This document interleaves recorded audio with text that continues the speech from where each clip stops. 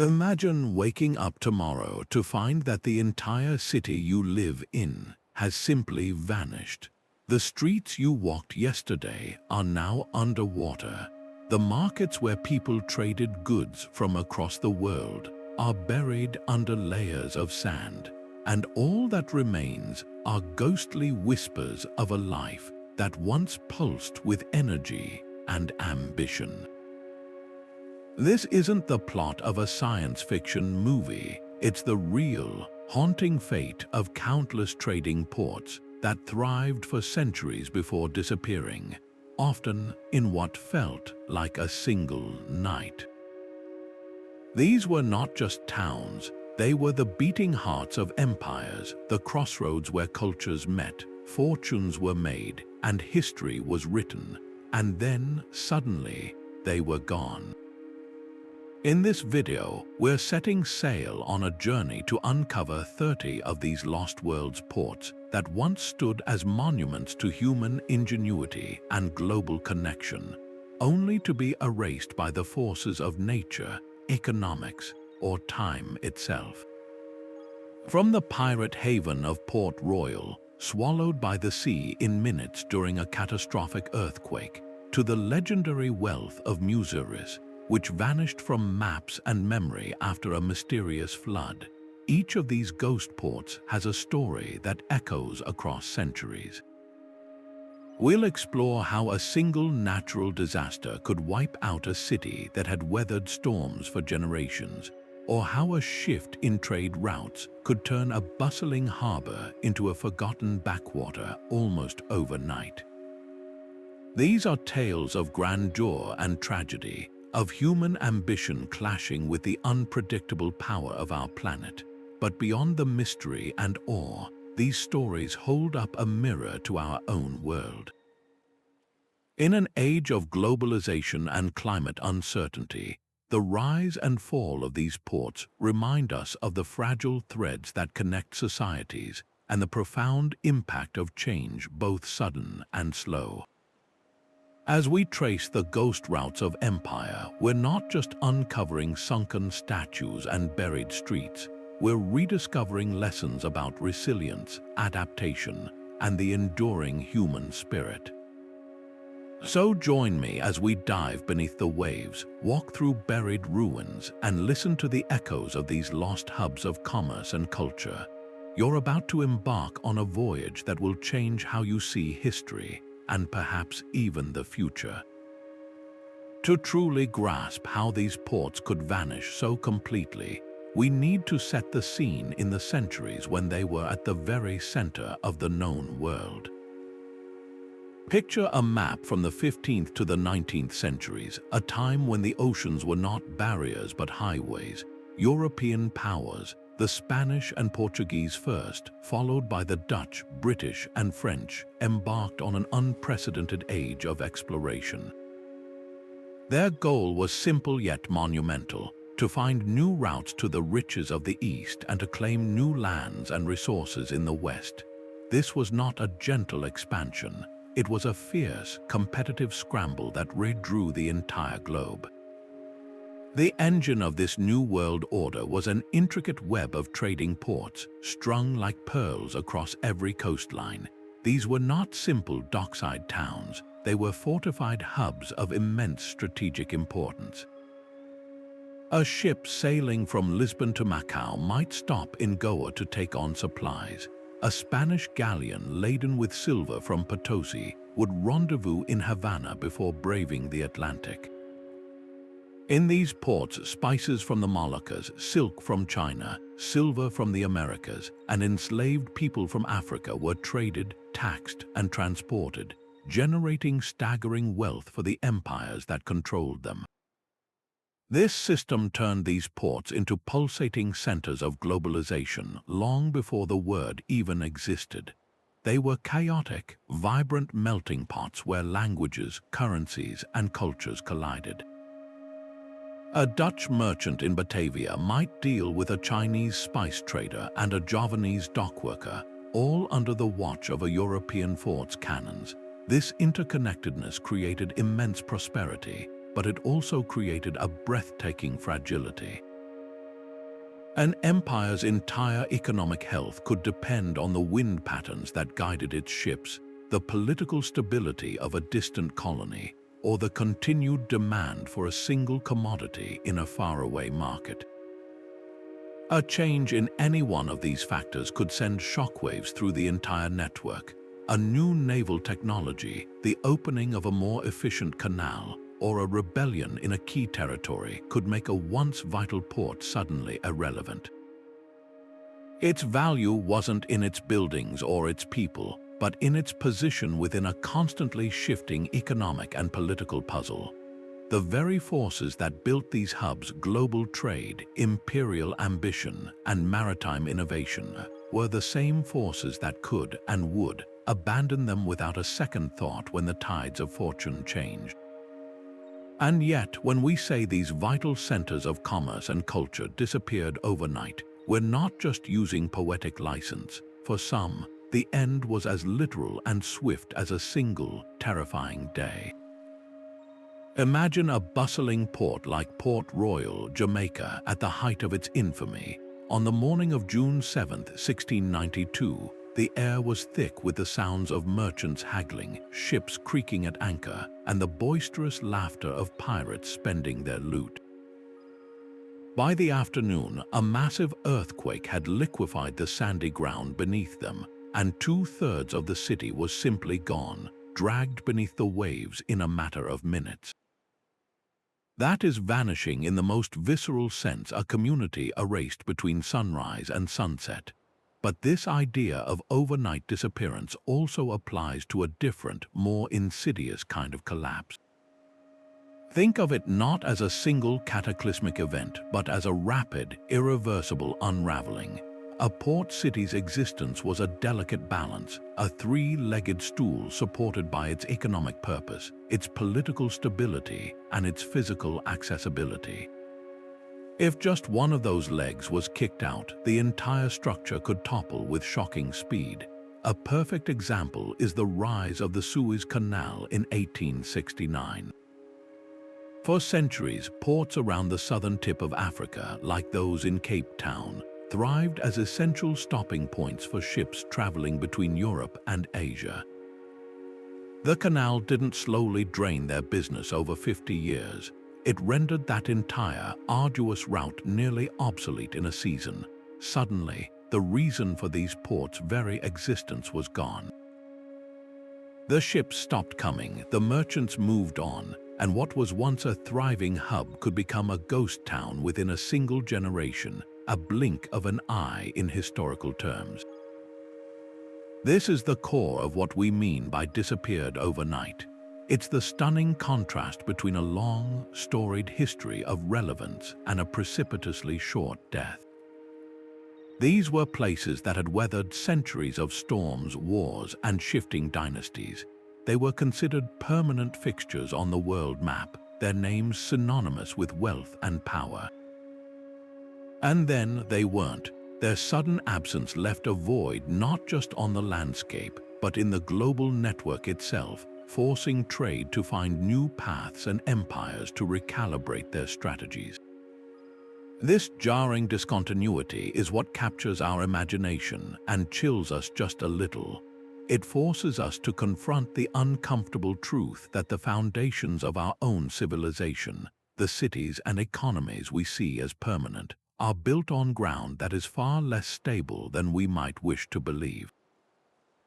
The stories of these ports are a powerful memento mori for entire cultures, a reminder that change isn't always gradual. Sometimes it arrives in a single, earth-shattering wave.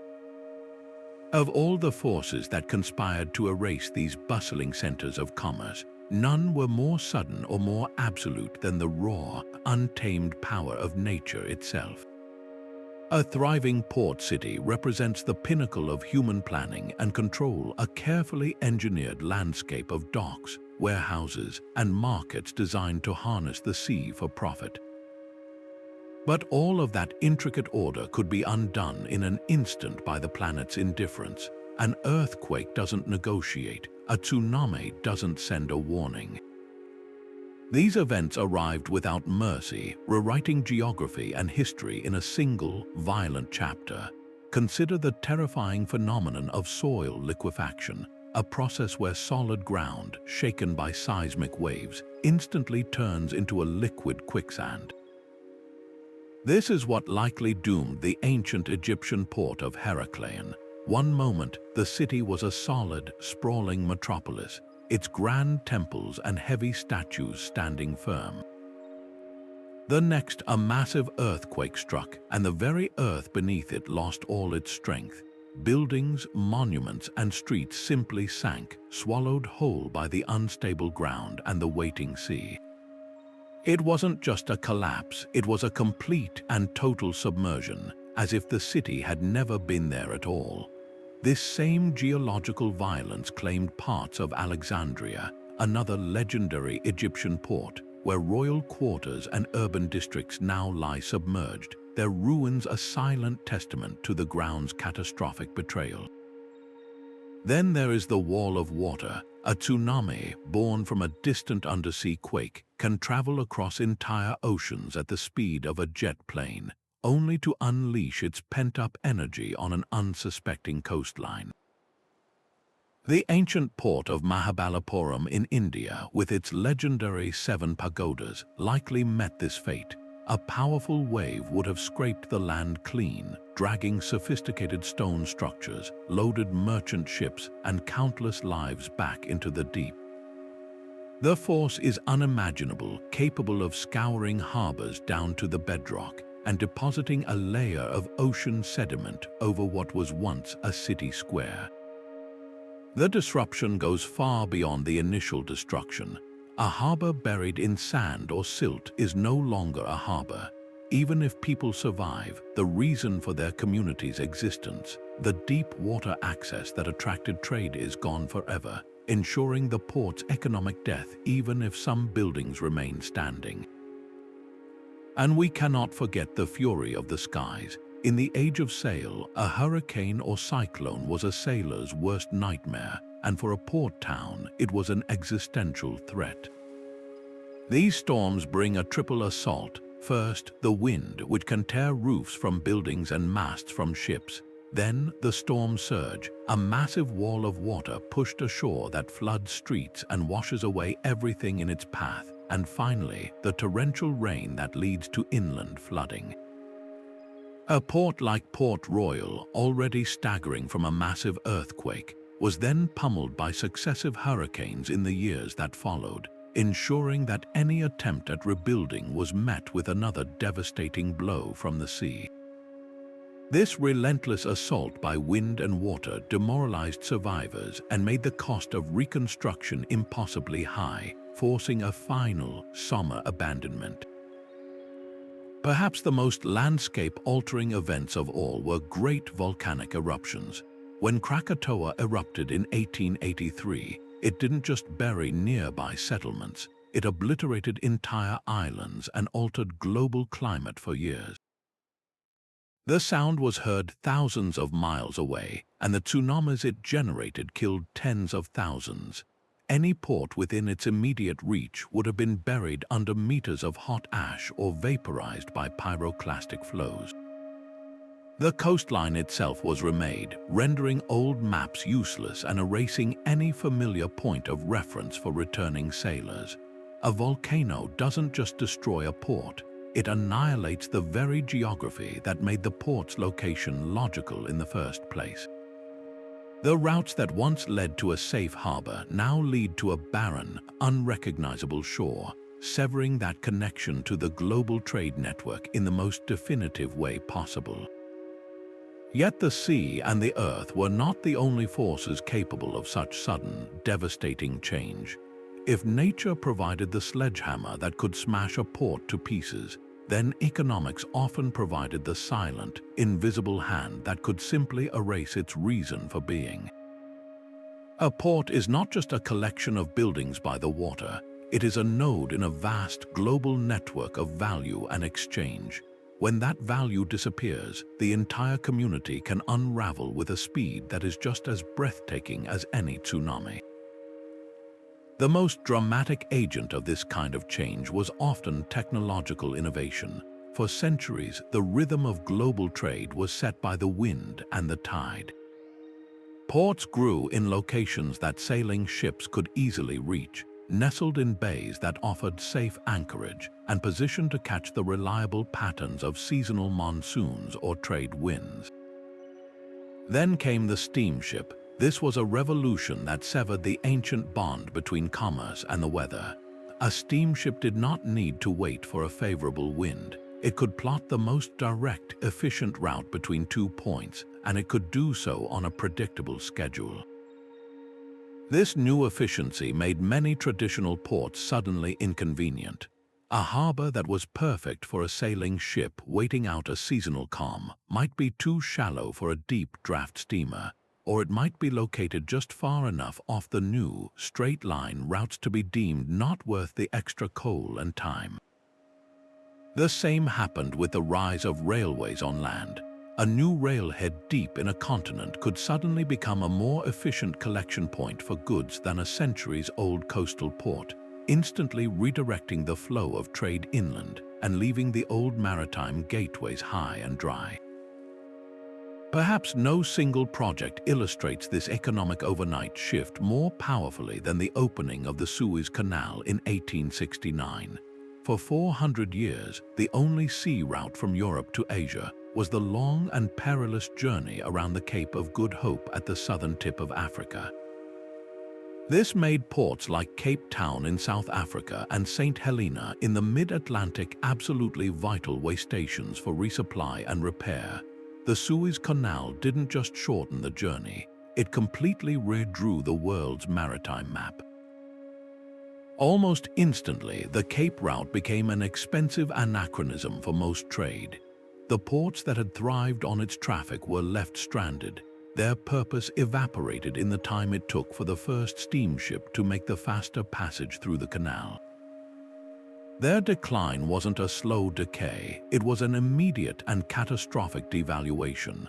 The ships simply stopped coming. Political upheavals could have a similarly sudden effect.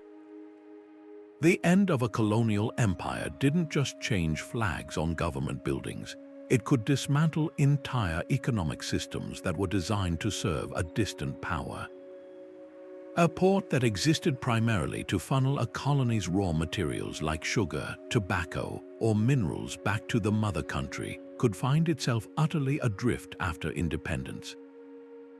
The old trade agreements guaranteeing its business might vanish, and the new nation might choose to develop a different port elsewhere or shift its economic focus entirely. Likewise, a war or a new tariff could sever a long-standing trade relationship, cutting off a port's economic lifeblood without warning. Finally, there is the simple, brutal reality of changing tastes and market demands. The entire economy of a port city could be built on a single commodity. Consider the legendary spice ports of the East Indies, whose names were once synonymous with unimaginable wealth. The demand for nutmeg, cloves, and pepper built empires and financed wars. But when European powers successfully transplanted spice trees to their own colonial territories, breaking the ancient monopoly, the value of those original trading hubs collapsed. They were no longer the sole source of a priceless good. They were just another set of ports in a crowded market. The same story could be told of ports that grew rich on the whaling industry, only to be rendered obsolete by the discovery of petroleum, or towns that serviced the clipper ships which were quickly made redundant by steam. When the world no longer wants what you are selling, your bustling harbor can become a museum piece in a generation. This form of disappearance is quieter than an earthquake, but no less final. The buildings might remain standing, but the soul of the place, the energy, the purpose, the connection to the wider world is gone, leaving behind a shell that slowly crumbles under the weight of silence and neglect. Our journey into these vanished worlds begins not in some distant tropical sea, but on the windswept coast of Suffolk, England. Here lies the story of Dunwich, a powerful reminder that the sea's appetite for land is an ancient and ongoing drama. In its medieval heyday, Dunwich was far from a sleepy village. It was a titan of its time, one of the 10 largest cities in all of England. Its harbour bristled with the masts of fishing vessels and trading ships. Its streets were lined with prosperous merchants' homes, and its skyline was dominated by a magnificent array of churches, monasteries, and guildhalls. This was a place of immense wealth and strategic importance, a key node in the trade networks that connected England to the European continent, sending out wool and fish and bringing in wine and luxury goods. For centuries, it was a fixed point, a permanent and powerful fixture on the map. But the very foundation of Dunwich's prosperity, its position on the North Sea, would ultimately become the instrument of its destruction. The coastline here is composed of soft, unstable cliffs of sand and clay, a geology that is no match for the relentless energy of the waves. The Great Storm of 1286 is often cited as the beginning of the end, a single catastrophic event that smashed the city's protective harbour walls and flooded the streets, washing away a huge portion of the town and its vital port facilities in one furious night. This wasn't just a setback, it was a wound from which the city would never truly recover. That one storm revealed a profound vulnerability, and from that point forward, Dunwich was engaged in a long, slow, and utterly futile retreat. What followed was a centuries-long siege, a battle against the sea that the town was destined to lose. Major storms in the 14th and 16th centuries each took their terrible toll, each great gale clawing away another chunk of the city. Imagine the terrifying sound not of waves, but of the very ground beneath your feet crumbling into the abyss, grand structures that had stood for generations, like the churches of St. Peter, St. Nicholas, and St. Catherine. One by one, they teetered on the eroding cliffs and then plunged into the churning water below, their stones scattered across the seabed. The map of Dunwich was literally being erased, street by street, building by building, its civic heart and community spaces consumed by the insatiable sea. By the 18th century, the victory of the ocean was almost complete. Where a great city had once thrived, only a tiny fragment remained on land, a small village that was a mere shadow of its former glory. The bustling harbour, the source of all its wealth, now lies completely underwater, a submerged landscape visited today only by divers and archaeologists. This loss gave birth to one of England's most enduring coastal legends, the story that during stormy weather, you can still hear the ghostly, mournful tolling of the bells from those drowned churches, ringing out from beneath the waves as a spectral lament for what was lost. Dunwich's story is so powerful because it is not a closed chapter from the distant past. The geological forces that devoured it are still active today. The Suffolk coast remains one of the most rapidly eroding shorelines in all of Europe, losing meters of land to the sea some years. The modern village, home to a small community, continues this age-old vigil, a living reminder that the confrontation between land and sea is a constant, ongoing process. Dunwich teaches us that a port's disappearance isn't always a single, dramatic event like an earthquake. Sometimes it's a slow, inexorable, and heartbreaking slide into memory, a testament to the patient, unstoppable power of nature. But if Dunwich represents a slow, centuries-long erosion by nature, then our next port offers the polar opposite, a cataclysm of almost biblical suddenness. From the crumbling cliffs of England, we sail to the sun-drenched Caribbean, to a place that was once the richest and most sinful city in the entire Western Hemisphere. Port Royal Jamaica was a legend in its own time, a bustling, brutal, and extravagant pirate haven that served as the unofficial capital of the Brethren of the Coast. By the late 1600s, it had earned its infamous nickname, the wickedest city on earth, a place where gold flowed as freely as rum, and where fortune and fate were two sides of the same tarnished coin. As the main British naval base in the Caribbean, it was also the strategic heart of colonial power, a fortified port where the vast wealth plundered from Spanish galleons was traded, taxed, and squandered in a riotous celebration of excess. The city was a chaotic, vibrant melting pot of the colonial world. Its streets were thronged with a dizzying cast of characters, notorious pirates like Henry Morgan planning their next raid, wealthy merchants haggling over prices, Royal Navy officers trying to impose order, and enslaved Africans whose forced labor built the entire oppressive system. Taverns and brothels did a roaring trade 24 hours a day, and the harbor was a dense forest of masts from ships of every nation. This was a society living on the edge, both morally and geographically, built on a precarious sand spit that jutted out into the blue waters of Kingston Harbor. The very ground it stood on was geologically unstable, a fact that the city's inhabitants, in their pursuit of instant gratification, largely chose to ignore. They believed their wealth and power had made them invincible. They were tragically mistaken. The morning of June 7, 1692, began like any other in Port Royal. The air was hot and still, heavy with the smell of salt, sewage, and spices. The sounds of commerce and carousing filled the narrow streets. Then, at 17 minutes past 11, the world ended. A massive earthquake, estimated to be a magnitude 7.5, struck without any warning. The solid ground instantly turned to a churning liquid, a process called liquefaction, as the water-saturated sand lost all its cohesion. The effect was apocalyptic. Brick and stone buildings, including the grand merchant houses and fortified walls, simply slid off their foundations and collapsed into the roiling slurry. The earth opened up in great fissures, swallowing people and animals whole before closing over them again.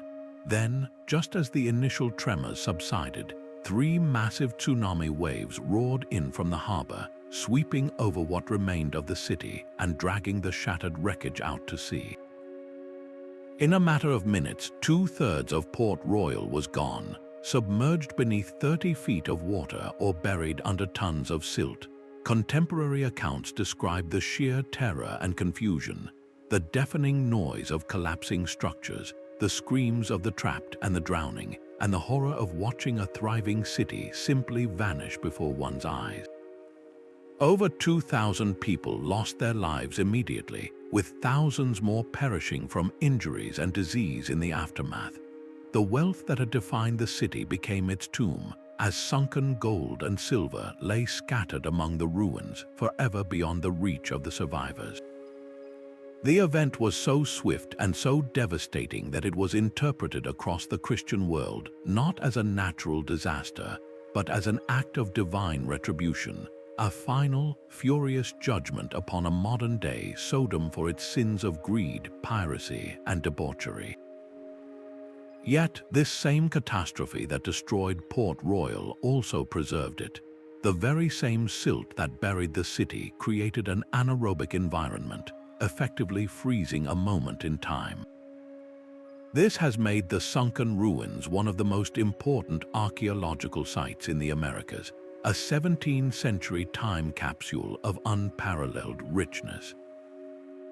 Underwater excavations have yielded an astonishing array of artifacts that paint an incredibly detailed picture of daily life, from pewter plates still set with food to glass bottles, clay pipes, and perfectly preserved clothing.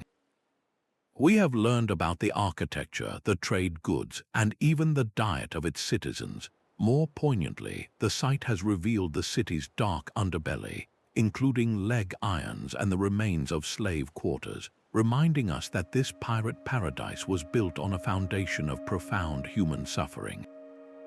Port Royal never recovered its former prominence. A feeble attempt was made to rebuild on the remaining part of the sand spit, but a devastating fire in 1700 and then a series of powerful hurricanes finished what the earthquake had started.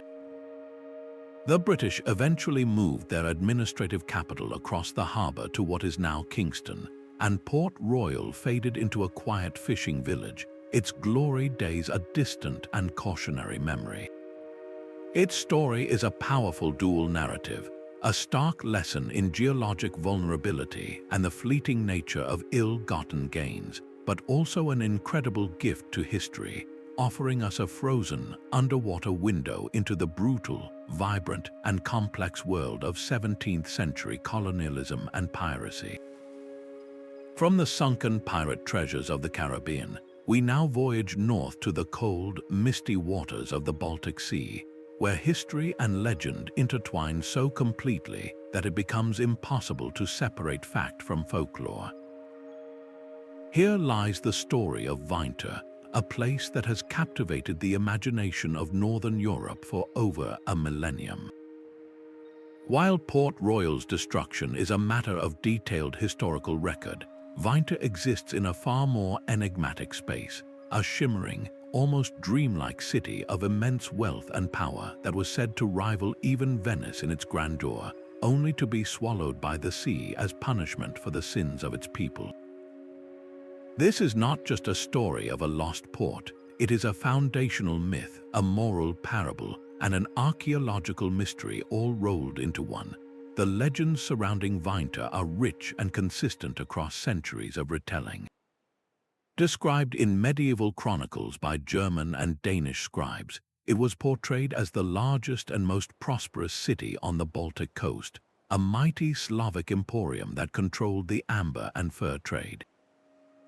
Its streets were said to be paved with gold, its markets overflowing with exotic goods from across the known world, and its citizens so wealthy that they grew arrogant and decadent.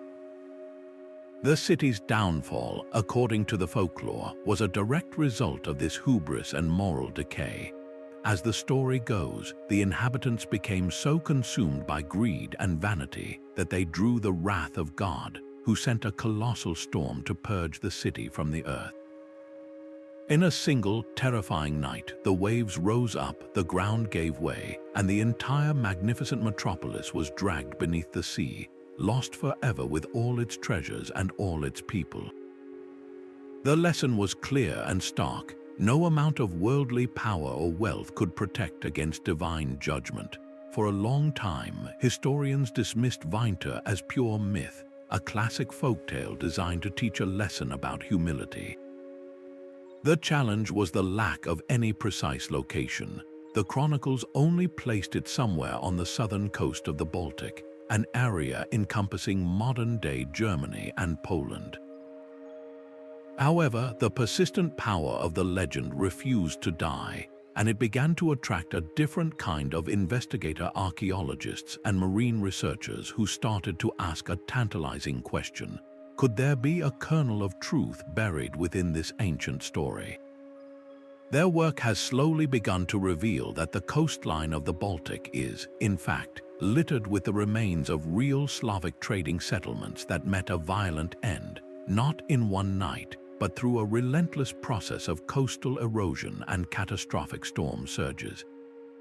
The most compelling candidate for the real-world inspiration behind the Vineta myth is the area around the modern German town of Bath, near the island of Usedom. Here, archaeologists have uncovered evidence of a significant Viking and Slavic trading center dating from the 9th to the 12th centuries. The site shows all the hallmarks of a major emporium: extensive wharves, workshops for amber and metalworking, and a vast collection of coins and trade goods from as far away as the Arab world. Crucially, geological studies of the region confirm that this entire coastline has been in a state of dramatic and rapid change for centuries. The soft, glacial moraine that forms the shore is exceptionally vulnerable to the North Sea's fury. Major storm floods, like the St. Marcellus's flood of 1362 that also claimed Rungholt, would have periodically devastated these low-lying settlements, swallowing chunks of land and settlements whole with each passing century. This paints a far more gradual, yet no less dramatic picture than the legend suggests. It is likely that a very real and powerful trading port, whose name has been lost to time, did exist in this region. Over generations, it would have been repeatedly battered by immense storms, its wharves and outer districts gradually consumed by the advancing sea. For the survivors who watched their city slowly crumble into the waves over decades, the experience must have felt like a prolonged and inexplicable punishment. The final, catastrophic storm that erased the last remnants of the town from the map would have become the stuff of local lore, a story told and retold until it condensed into the powerful, singular narrative of a city punished for its pride and swallowed in a single night. This blending of observable natural disaster with moral and spiritual explanation is what makes Vineta's legacy so enduring. It transcends the fate of a single port to become a universal symbol. The city has inspired countless works of art, literature, and music, from romantic poems to modern novels, each exploring themes of lost glory, the dangers of excess, and the haunting allure of what lies beneath the water. For researchers, Vineta represents the thrilling possibility that other legendary places, like Atlantis, might also be rooted in a distorted memory of real geological events. Its story is a powerful reminder that our ancestors used myths not just for entertainment, but to make sense of the terrifying and unpredictable power of the natural world, transforming a historical coastal erosion into a timeless lesson about human nature itself. Leaving behind the misty legends of the Baltic, we journey now to a place where myth and history are carved not just in story but in stone, the magnificent shore of Mahabalapuram in southern India. Here, under the intense Indian sun, stands one of the world's most breathtaking open-air museums, a UNESCO World Heritage Site where art, faith, and commerce once converged in a spectacular display of Pallava dynasty power. During the 7th and 8th centuries, this was not a quiet artistic retreat. It was a thriving, bustling port city known as Mahabalapuram, a vital hub in a vast network of maritime trade that stretched across the Bay of Bengal to Southeast Asia.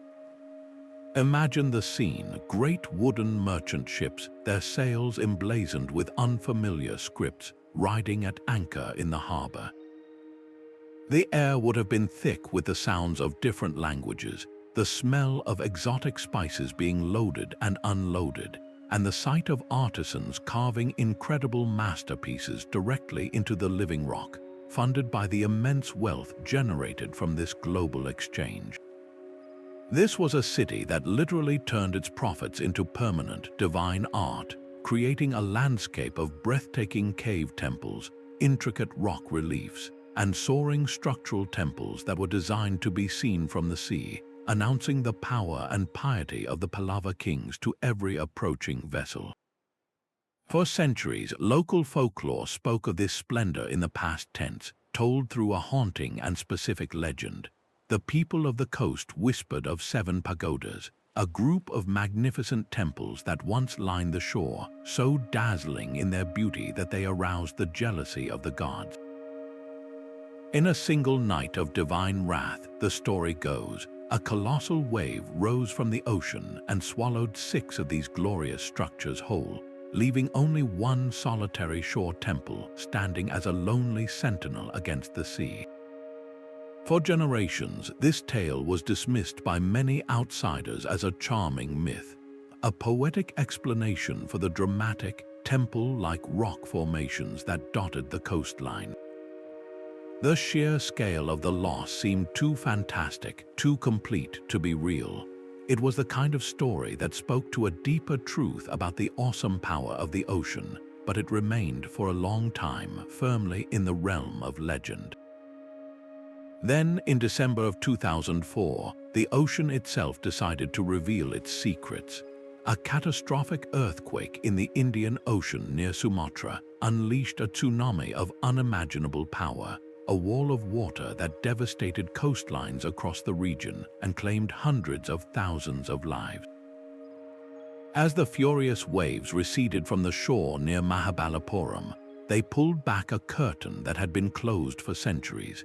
Local fishermen and archaeologists alike stared in astonishment as the temporarily exposed seabed revealed a series of large, man-made structures, long, straight walls, perfectly squared stone blocks, and the scattered remains of what appeared to be temples. The ocean had given up a glimpse of its hidden treasure, confirming in a tragic, dramatic moment that the legends of the 7 pagodas were more than just stories. They were a cultural memory of a very real, very catastrophic event. This chance revelation launched a series of formal underwater archaeological expeditions, led by teams from India and England. What they discovered on the seabed just off the coast was nothing short of revolutionary. Using sonar mapping and scuba diving, they uncovered the remains of a substantial submerged settlement. They found a long, collapsed wall, a paved floor, and large, rectangular stone blocks that had clearly been part of significant architecture. Most strikingly, they found the remains of a temple complex, complete with steps and carved pillars, sitting on the ocean floor. These were not random stones. This was definitive proof that a large part of the ancient port city now lies beneath the waves. The evidence pointed to a massive tsunami, likely in the 13th century, as the culprit. A single, catastrophic event that battered the coast, flooded the low-lying city, and caused portions of it to sink or be buried under sand and sediment, effectively freezing a moment of Pallava-era life in time. This discovery did more than just prove a local legend true. It fundamentally reshaped our understanding of Indian maritime history. Mahabalapuram was no longer just a beautiful artistic center.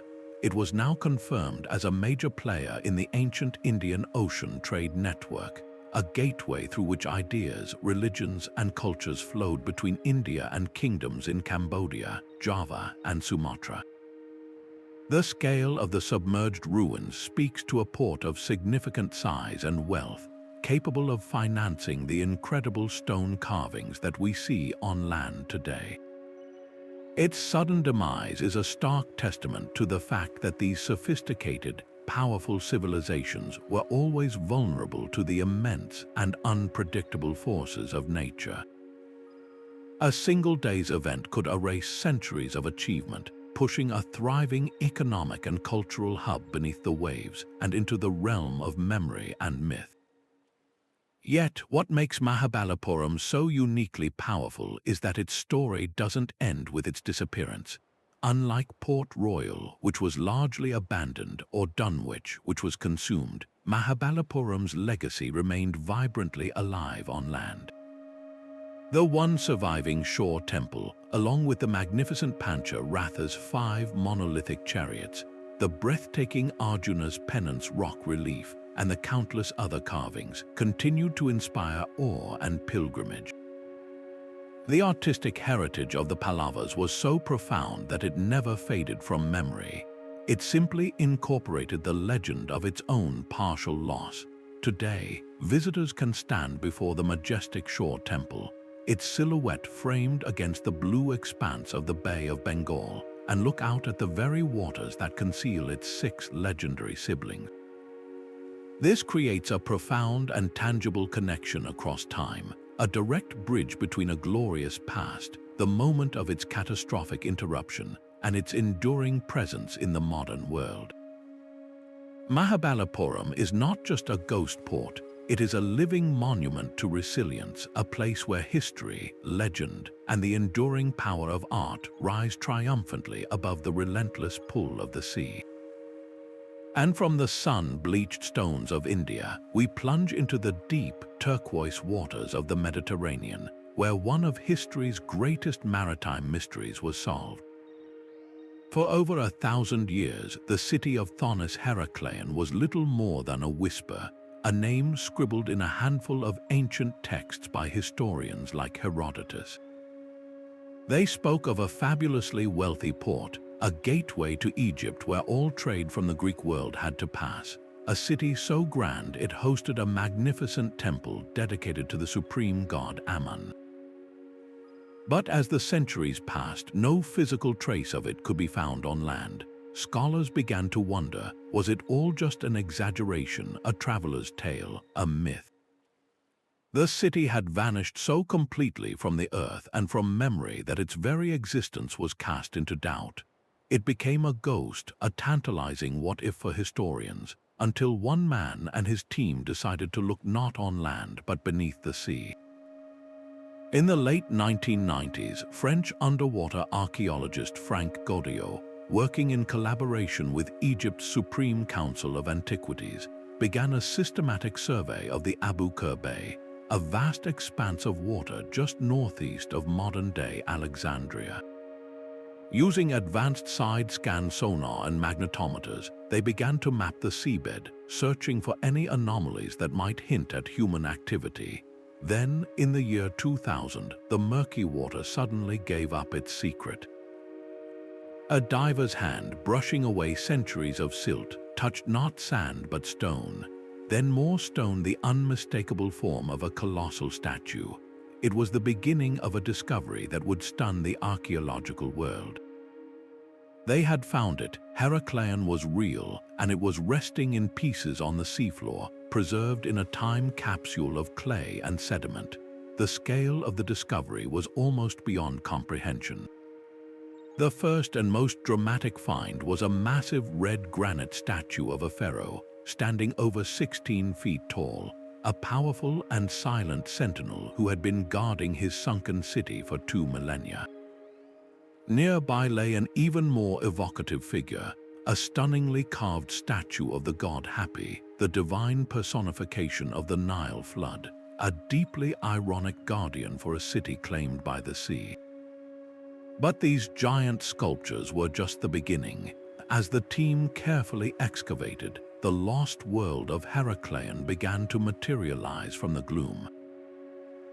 They found the remains of grand temples, their walls toppled but their grandeur still evident in the massive stone blocks. They discovered dozens of ancient shipwrecks, their hulls preserved in the soft clay, revealing the vessels that once crowded the city's harbors. And perhaps most tellingly, they brought up over 700 ancient anchors, a staggering number that speaks to the immense volume of maritime traffic that once passed through this hub. The most poignant finds, however, were the small, personal items that connected us directly to the people who lived there. Gold coins and delicate jewelry hinted at the city's wealth. Bronze ceremonial vessels and inscriptions carved into stone stelae revealed the religious and administrative life of the city. One particularly significant stele, almost perfectly preserved, was a royal decree from Pharaoh Nectanebo I. Its discovery was a historical bombshell because it finally provided the crucial, physical proof that the two names used in ancient texts, Thonis, its Egyptian name, and Heracleion, its Greek name, referred to the very same place. This was the city where all Greek ships were required to dock before proceeding up the Nile, the mandatory customs and tax collection point for an entire empire. So how does a city of such immense importance simply vanish? The evidence points to a devastating geological phenomenon. Heracleion was built on the unstable sediment of the Nile Delta. When a powerful earthquake struck, likely around the 2nd century BCE, the violent tremors triggered a process called liquefaction. In an instant, the water-saturated clay and sand that formed the city's foundation lost all their structural integrity. The ground literally turned from a solid to a liquid. The heavy stone temples, the statues, the homes, and the docks, everything simply sank into the resulting quagmire, sliding irreversibly beneath the water. The sea then rushed in, burying the city in a protective layer of sediment that, while hiding it from view, also preserved it from the worst decay, freezing a moment of its final catastrophe for 2,000 years. The rediscovery of Thonis-Heracleion is more than just an incredible adventure story. It's a revolution for our understanding of the ancient world. This was not just an Egyptian port. It was a vibrant, cosmopolitan melting pot where two great civilizations, Egyptian and Greek, met and merged long before the rise of Alexandria. The artifacts show a seamless blend of religious and cultural symbols, proving that this was a place of exchange far beyond mere goods. It was an exchange of ideas, gods, and identities. Its existence and its dramatic fate rewrite chapters of history books, forcing us to reconsider the map of ancient trade and the interconnectedness of the Mediterranean world. Heracleion's re-emergence from the deep is a powerful testament to the fact that sometimes the most legendary myths are not fiction at all, but simply history that has been waiting patiently for us to find it. Venturing now from the sun-drenched Mediterranean to the tempestuous, grey waters of the North Sea, we encounter a legend that has become the quintessential European tale of a city lost to the waves. Rungholt, often called the Atlantis of the North Sea, exists in that haunting space between confirmed history and powerful folklore, a ghost port whose story is woven from equal parts storm surge and moral parable. Situated in the medieval region of Frisia, off the coasts of modern Germany and Denmark, Rungholt was said to be a place of immense prosperity, a bustling trading port whose merchants grew arrogant from their wealth, flaunting their riches and mocking the very idea of divine retribution. The legends describe a city so decadent that its citizens allegedly used butter to pave their streets and baked pancakes with precious grain, simply to show their contempt for God's provisions. It's the classic setup for a fall, a narrative of hubris that demanded a dramatic, cataclysmic conclusion. That conclusion arrived with terrifying force on a January night in 1362, in the form of a storm so immense it earned a name that echoes through history, the Groot Mandrenk, which translates chillingly to the Great Drowning of Men. This wasn't merely a bad storm. It was a catastrophic weather event, a perfect combination of a massive North Sea tempest and an extreme high tide that sent a colossal wall of water crashing over the low-lying coastal marshes and man-made dwelling mounds called turpen that characterized the region. The Frisian people were master engineers, having built a complex system of dikes and drainage canals to claim fertile land from the sea, but their technology was no match for the Mandrenk's fury.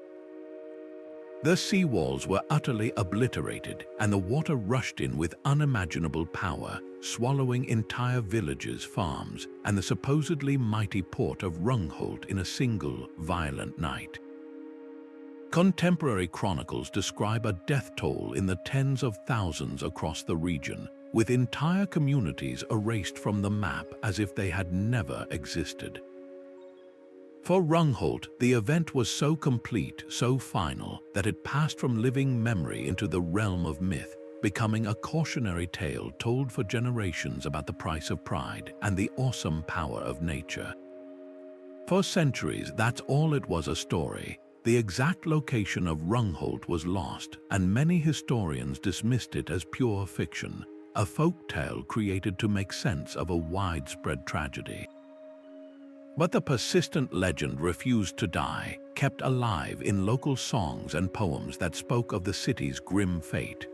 One of the most enduring motifs is the spectral sound of church bells, still heard tolling mournfully from beneath the waves during storms, a ghostly lament for the drowned and an eternal warning to the living. This poetic image captured the imagination, but it wasn't until the modern era that science began to catch up with the saga. Archaeologists and geologists, armed with new technologies like aerial photography, sediment core sampling, and precision mapping, began a systematic search for the truth behind the myth. Their work has slowly and painstakingly revealed that the story of Rungholt is rooted in a devastating historical reality. While they may never pinpoint a single city with grand streets, what they have found is evidence of a significant and sophisticated settlement that met a sudden, watery end. Across the tidal flats of the Wadden Sea, particularly around the Halig Sudfall Island, researchers have identified the ghostly outlines of a managed landscape beneath the silt. They've mapped the remnants of a systematic drainage system, long, straight canals that once irrigated fertile farmland. Most compellingly, they have uncovered the foundations of dwellings, the traces of a large, circular structure that may have been a defensive fortification, and most telling of all, the scattered remains of a critical piece of infrastructure, a massive, well-constructed dike that had been catastrophically breached. These aren't the random scraps of a simple fishing village. They are the hallmarks of a coordinated, organized, and prosperous community, exactly the kind of place that would be remembered in legend as a great port. The evidence suggests that this settlement was indeed catastrophically flooded during the Groot Mandrenk event, with the land so thoroughly saturated and scoured by the sea that reclamation was impossible. The sea had taken it back for good. The story of Rungholt, therefore, is a powerful fusion of both fact and folklore. The historical truth is grim enough. A thriving coastal community was indeed wiped off the map by one of the worst natural disasters in medieval European history. But the human need to find meaning in tragedy then wrapped this event in a layer of moral narrative, transforming a complex geological and meteorological disaster into a simple story of sin and punishment. This doesn't diminish its power, it amplifies it. Rungholt stands as a profound symbol of the eternal struggle in this part of the world, a region where land is not a given but a constant negotiation with the sea. It is a poignant reminder of human vulnerability in the face of nature's immense power, and a testament to the enduring power of story, which can keep a lost city alive in memory long after its last stone has been swallowed by the tide. But while the legends of Rungholt and the rediscovered glory of Heracleion capture our imagination with tales of wealth and divine wrath, our next port offers a different kind of revelation, one of breathtaking antiquity and almost clinical preservation. Journey now to the crystal-clear, shallow waters off the coast of southern Laconia in Greece, where the past doesn't merely whisper, it lies perfectly mapped out on the seafloor for all to see. This is Pagodas, a name that might not carry the same mythical weight as Atlantis, but whose reality is, in many ways, far more astounding. When we typically picture a sunken city, we imagine scattered ruins, toppled columns half buried in sand, the ghostly outline of a structure here and there. Pagodas shatters that expectation entirely. Here, we are not looking at a collection of disjointed relics.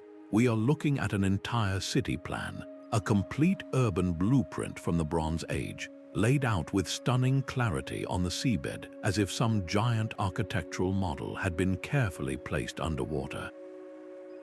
This isn't just a ruin, it's a time capsule, a moment frozen in time for over 3,000 years. The sheer age of this place is what first staggers the mind. While many of the ports we've explored vanished within the last millennium, Pagodas transports us back to a time when the Great Pyramids of Giza were already ancient history. Dating back over 5,000 years, with its peak of activity occurring around the time of the Minoan and Mycenaean civilizations, it is officially the oldest known submerged city in the world. This was a thriving port community during the height of the Bronze Age, a period of immense cultural exchange and technological innovation across the Mediterranean. Its inhabitants would have looked out at a harbor filled not with the wooden ships of later eras, but with the distinctive long, narrow hulls of Minoan and Mycenaean vessels, ships that carried copper, tin, olive oil, ceramics, and other precious goods between the empires of the Aegean.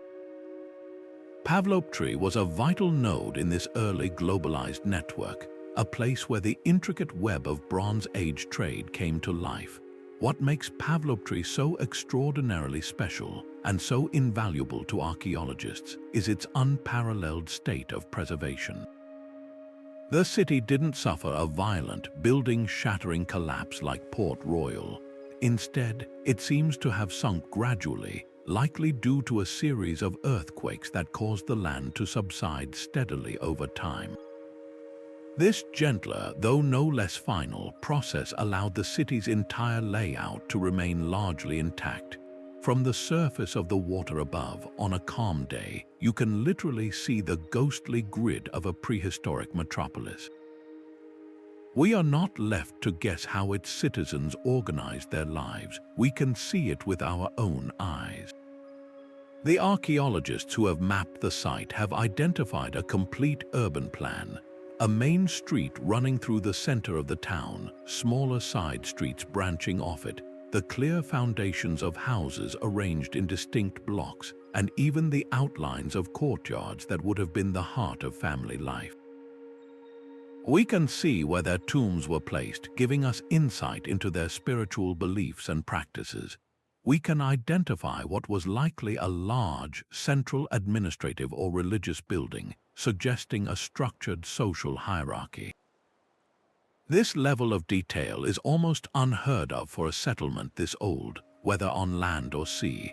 It provides a uniquely clear window into the mundane, everyday reality of Bronze Age urban planning, showing us that these ancient people were not so different from us in their need for order, community, and a well-organized home.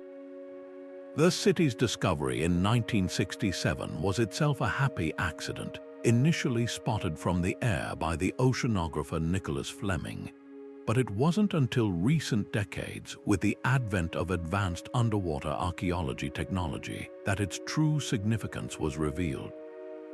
Teams using precise digital surveying techniques have created a three-dimensional map of the entire city, a process that has unveiled even more astonishing features.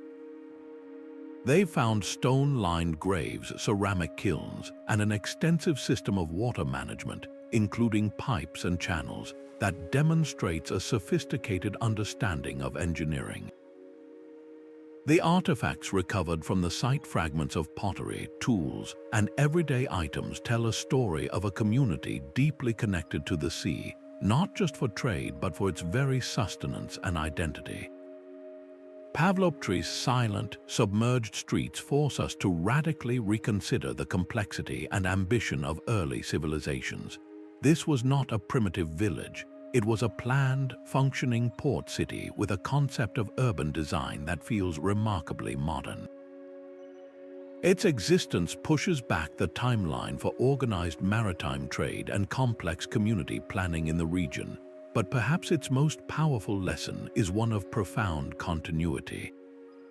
The same seismic forces that threaten modern coastal cities, the earthquakes and land subsidence that we still grapple with today, were a clear and present danger to our ancestors 5 millennia ago.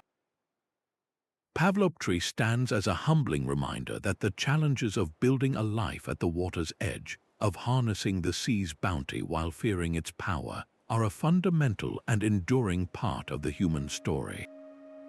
Its ruins are not a relic of an alien past. They are a mirror reflecting our own enduring vulnerabilities and our timeless drive to connect, to trade, and to build communities that, we hope, will stand the test of time.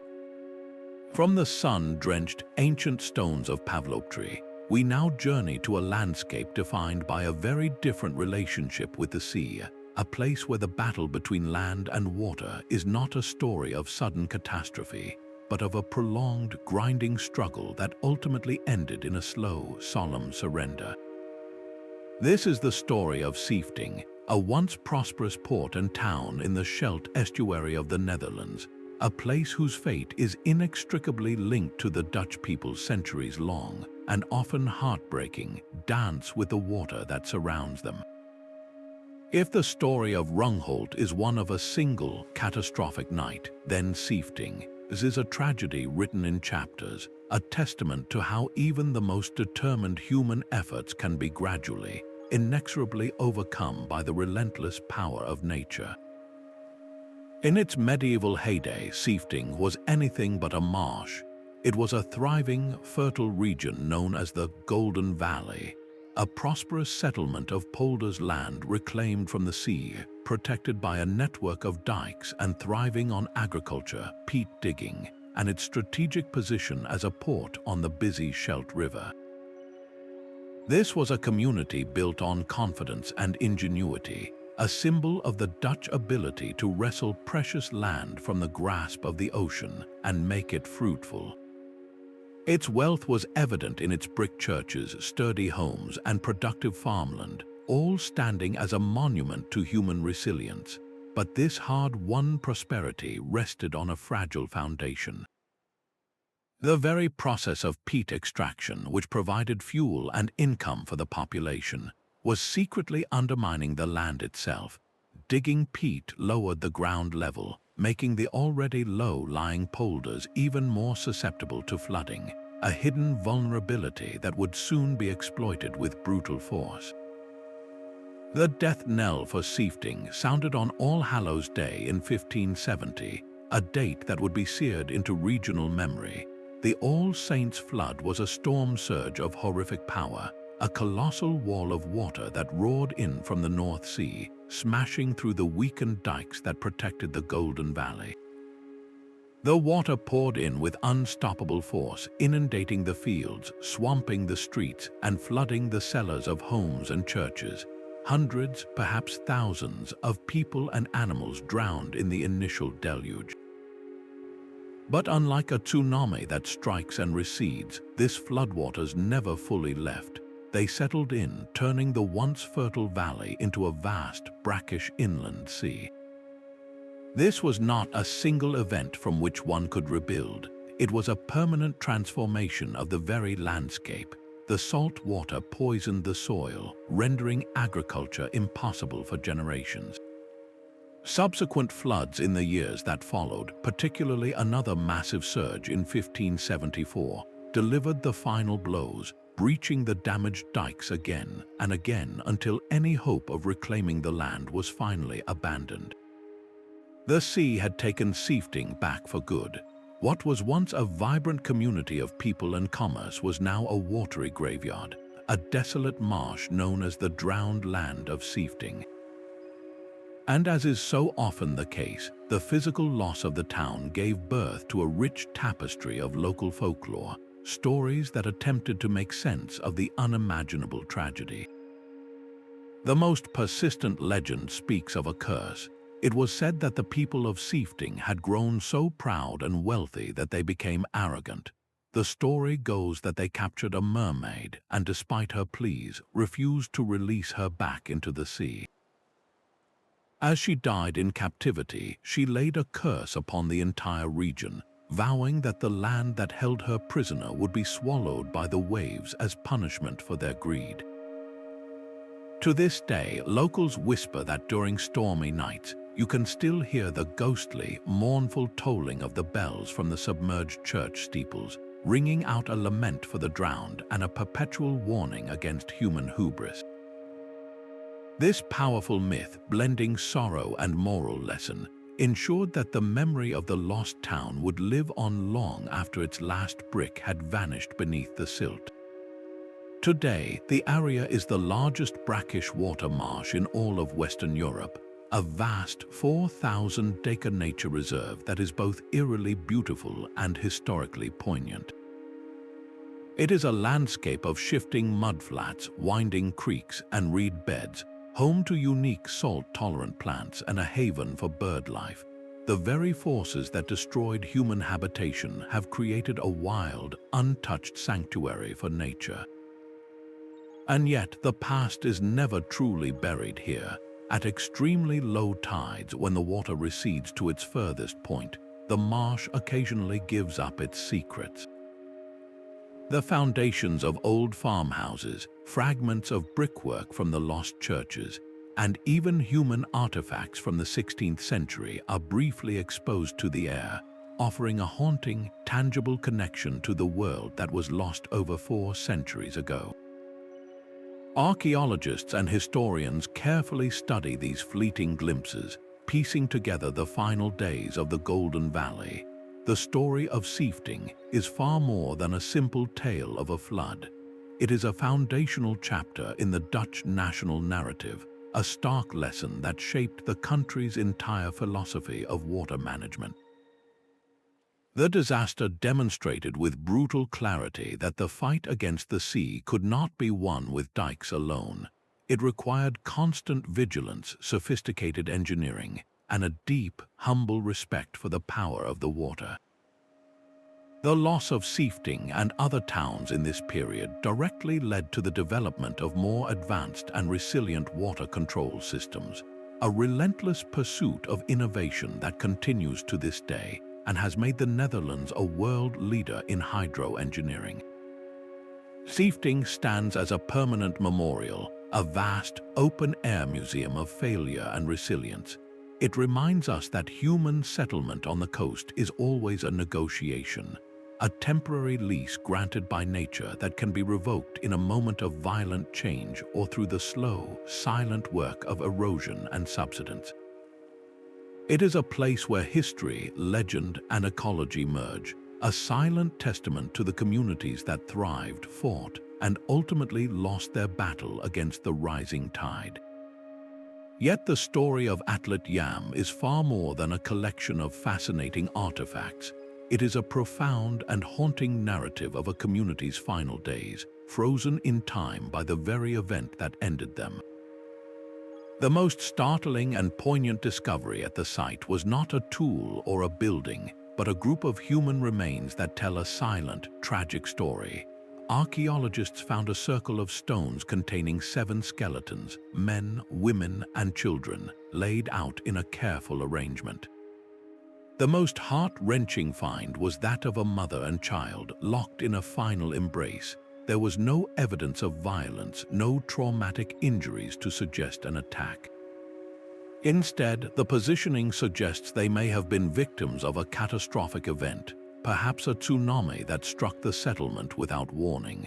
The community, it seems, took the time to bury their dead with care and respect even in the midst of unimaginable disaster, a powerful testament to the deep social bonds and shared humanity that connected them even 9,000 years ago. This single, somber burial provides a deeply personal window into this ancient tragedy, transforming Atlet Yam from an archaeological site into a place of profound human story. The question of what ultimately caused the abandonment of Atlet Yam is a subject of ongoing debate, and it perfectly illustrates the 2 primary forces that have threatened coastal communities throughout history: sudden catastrophe and slow, inexorable change. Some researchers point to evidence that supports the tsunami theory. They have identified a vast field of large boulders near the site, stones that appear to have been moved by a tremendous force of water, consistent with the impact of a giant wave. A single, catastrophic event like this could have destroyed their homes, contaminated their fresh water supply with salt, and devastated the marine ecosystems they relied on for food, making continued life there impossible. Other evidence, however, suggests a more gradual end. The steady rise in sea levels following the last ice age was a global phenomenon, a slow-motion flood that would have encroached on the village year after year, decade after decade. Each season, the shoreline would creep a little closer, the freshwater wells would become a little more brackish and undrinkable, and the fertile land for any small-scale farming would shrink. This creeping environmental pressure would have made life increasingly difficult and unsustainable, eventually forcing the community to make the difficult decision to gather their belongings and move inland, abandoning their home to the advancing sea.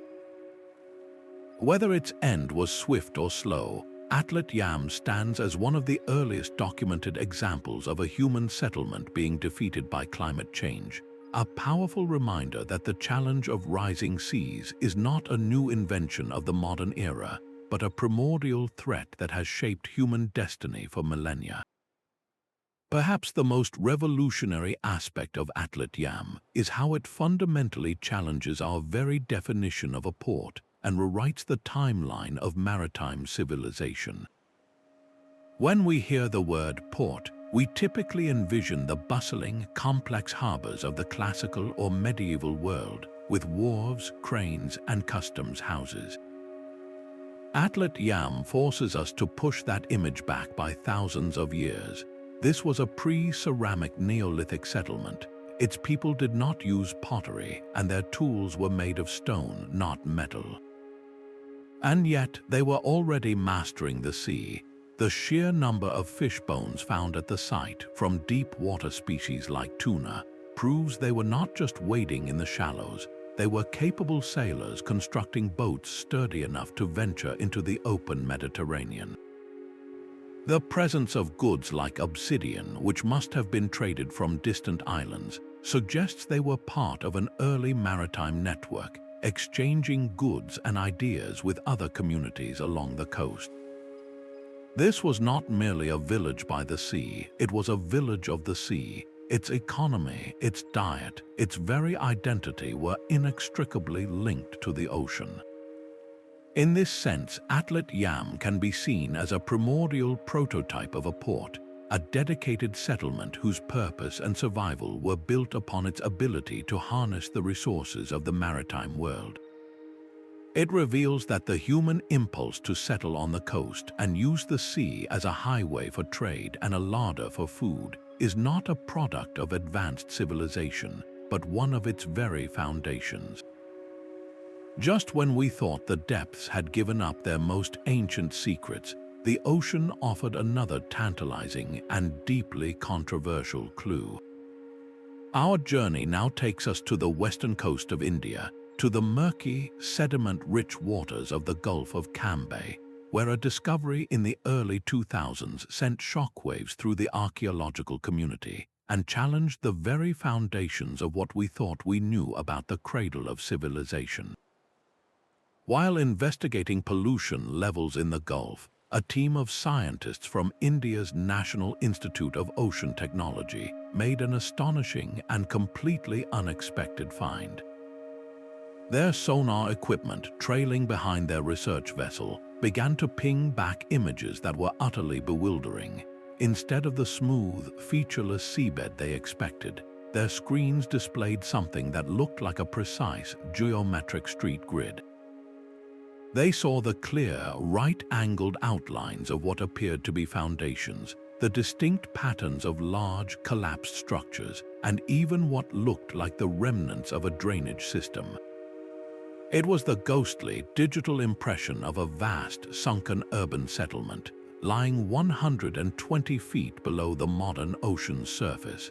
The initial excitement was immediately tempered by an even more staggering possibility. When dredging brought up stone artifacts from the site, including what seemed to be tools, pottery shards, and even a fragment of a human jawbone, the team sent these samples for carbon dating. The results that came back were, to put it mildly, earth-shattering. The organic material embedded in these objects was dated to be approximately 9,000 years old. If this dating held true, it would mean this underwater city, which some quickly nicknamed the Gulf of Cambay civilization, or even Dwarka II, predated the earliest known cities of the Indus Valley civilization, such as Harappa and Mohenjo-Daro, by a full 5,000 years. This wasn't just an incremental discovery, it was a potential paradigm bomb. It suggested that a sophisticated, urban society with the capacity for large-scale construction and planning was thriving in India during the Neolithic period, a time when most of humanity was still living in small, nomadic hunter-gatherer bands. The implications were monumental, pointing to a lost chapter of human history that could completely rewrite the timeline of urbanization and complex society, not just in India, but for the entire world. However, such a radical claim was inevitably met with intense scrutiny and fervent debate from the broader academic community. skeptics immediately raised serious and valid questions. The Gulf of Cambay is an incredibly challenging environment for archaeology, with its powerful currents and water so thick with silt that visibility is often reduced to zero, making traditional verification dives nearly impossible. Critics pointed out that the sonar images, while intriguing, could potentially be explained by natural geological formations. The carbon dating, they argued, was performed on organic matter that could have been washed into the Gulf from elsewhere, meaning the dated material might not be directly connected to the structures themselves. They questioned whether the recovered artifacts were truly worked by human hands or simply naturally fractured stones. The debate became a classic clash of perspectives. One side saw a revolutionary discovery that dared to challenge orthodox timelines, while the other saw a classic case of wishful interpretation, demanding irrefutable, on-the-ground proof before rewriting the history books. The most widely accepted theory for how such a settlement could have ended up underwater, if it is indeed real, points to a force we've seen before, but on an even grander chronological scale. This is the story of the Great Melt. Following the end of the last ice age around 11,000 years ago, the Earth's climate began to warm dramatically. Vast continental ice sheets, thousands of feet thick, retreated and melted, pouring enormous volumes of water back into the world's oceans. This process, known as post-glacial sea level rise, was not a slow, gentle creep. It was a dramatic and relentless inundation that continued for millennia. Global sea levels are estimated to have risen by nearly 400 feet, radically redrawing the map of the entire planet. Coastlines we know today were dozens, even hundreds of miles further out to sea. The Gulf of Cambay itself would have been dry land, a fertile river valley fed by ancient extensions of the Sabarmati and other rivers, an ideal place for a prehistoric settlement to flourish. As the centuries passed, the rising waters would have slowly but inexorably encroached upon this land, eventually swallowing it whole and burying its secrets under centuries of silt and sand. This theory provides a perfectly plausible natural mechanism for the city's disappearance, aligning it with the fate of other submerged sites like Doggerland in the North Sea. Regardless of the ongoing scientific debate, the potential discovery in the Gulf of Cambay holds a profound and undeniable power. It serves as a thrilling reminder of how little we truly know about the deep past and how much of human history remains hidden beneath the waves, waiting for our technology and our curiosity to unlock its secrets. It fuels the imagination, inviting us to consider a world where complex societies may have risen, thrived, and vanished long before the Sumerians or the Egyptians ever built their first cities. This idea of a lost, advanced prehistoric civilization is a powerful undercurrent in human mythology, from the story of Atlantis to the Qumri kingdom of Tamil folklore. The Gulf of Cambay site, whether ultimately proven to be man-made or natural, taps directly into this deep-seated fascination with forgotten worlds and sunken golden ages. It challenges the linear, progressive narrative of history and opens the door to more complex, cyclical possibilities where civilizations can be born, lost, and reborn, their memories preserved not in libraries, but in legend and in the silent, sediment-filled ruins on the ocean floor. This enigmatic site, whether a city or a mirage, ultimately teaches us that the past is far less settled than we assume, and that the next great discovery that rewrites our story could be lying just beneath the next wave. Leaving behind the swirling controversies of the Gulf of Cambay, we travel to a place where the historical record is not debated but beautifully, tangibly present, lying just beneath the surface of some of the clearest water in the Mediterranean. Our journey now takes us to the northeastern coast of Crete, to the serene and stunningly beautiful Elaunda Bay. Here, the story of the ancient Dorian port city of Aulis is not one of legend or heated academic debate, but a silent, visible testament written in stone beneath the waves.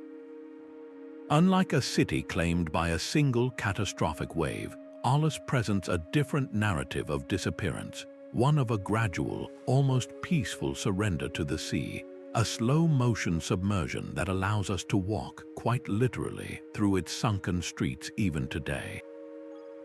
In its prime, Aulis was a significant and powerful player in the intricate political and economic world of ancient Crete.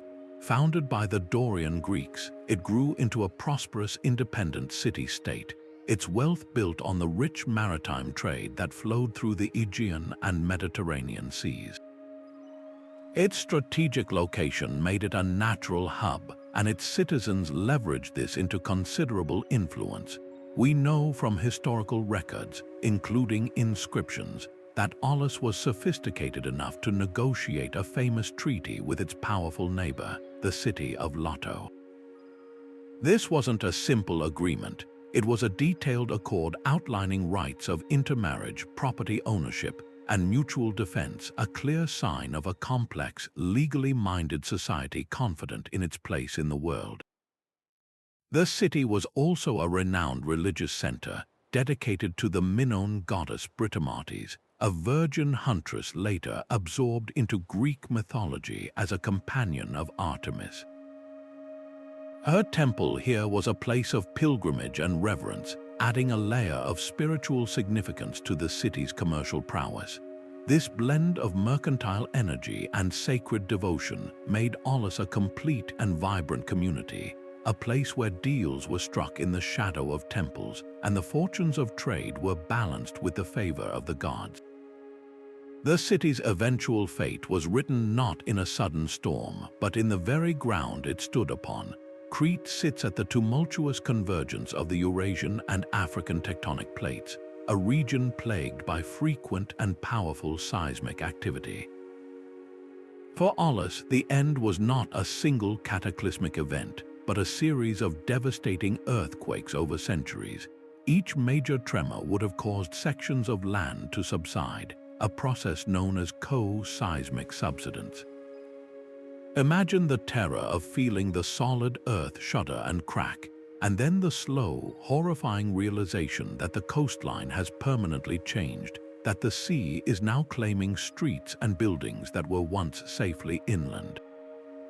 After each quake, the citizens would likely have tried to rebuild, to adapt, but the relentless geologic forces were an opponent they could not defeat.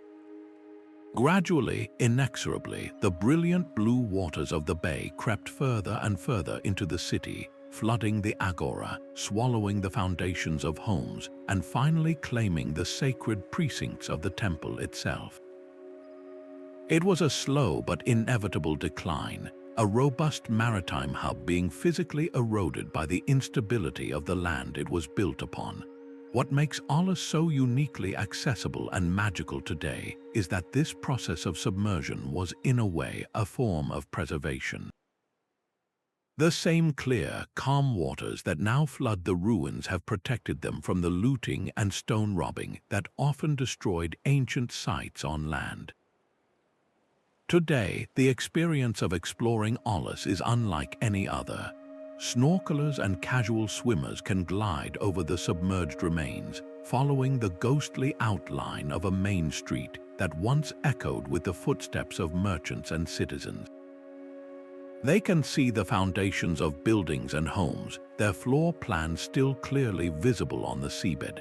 Most strikingly, they can swim above the remnants of the city's intricate water system, a network of cisterns and channels that once sustained the population and now serves as a haunting reminder of their daily lives. For those who prefer to stay dry, a curious and famous landmark connects the past to the present. A long stone causeway, parts of it ancient, leads out into the bay, and in its midst, standing defiantly above the waterline, are a few ancient stone pylons.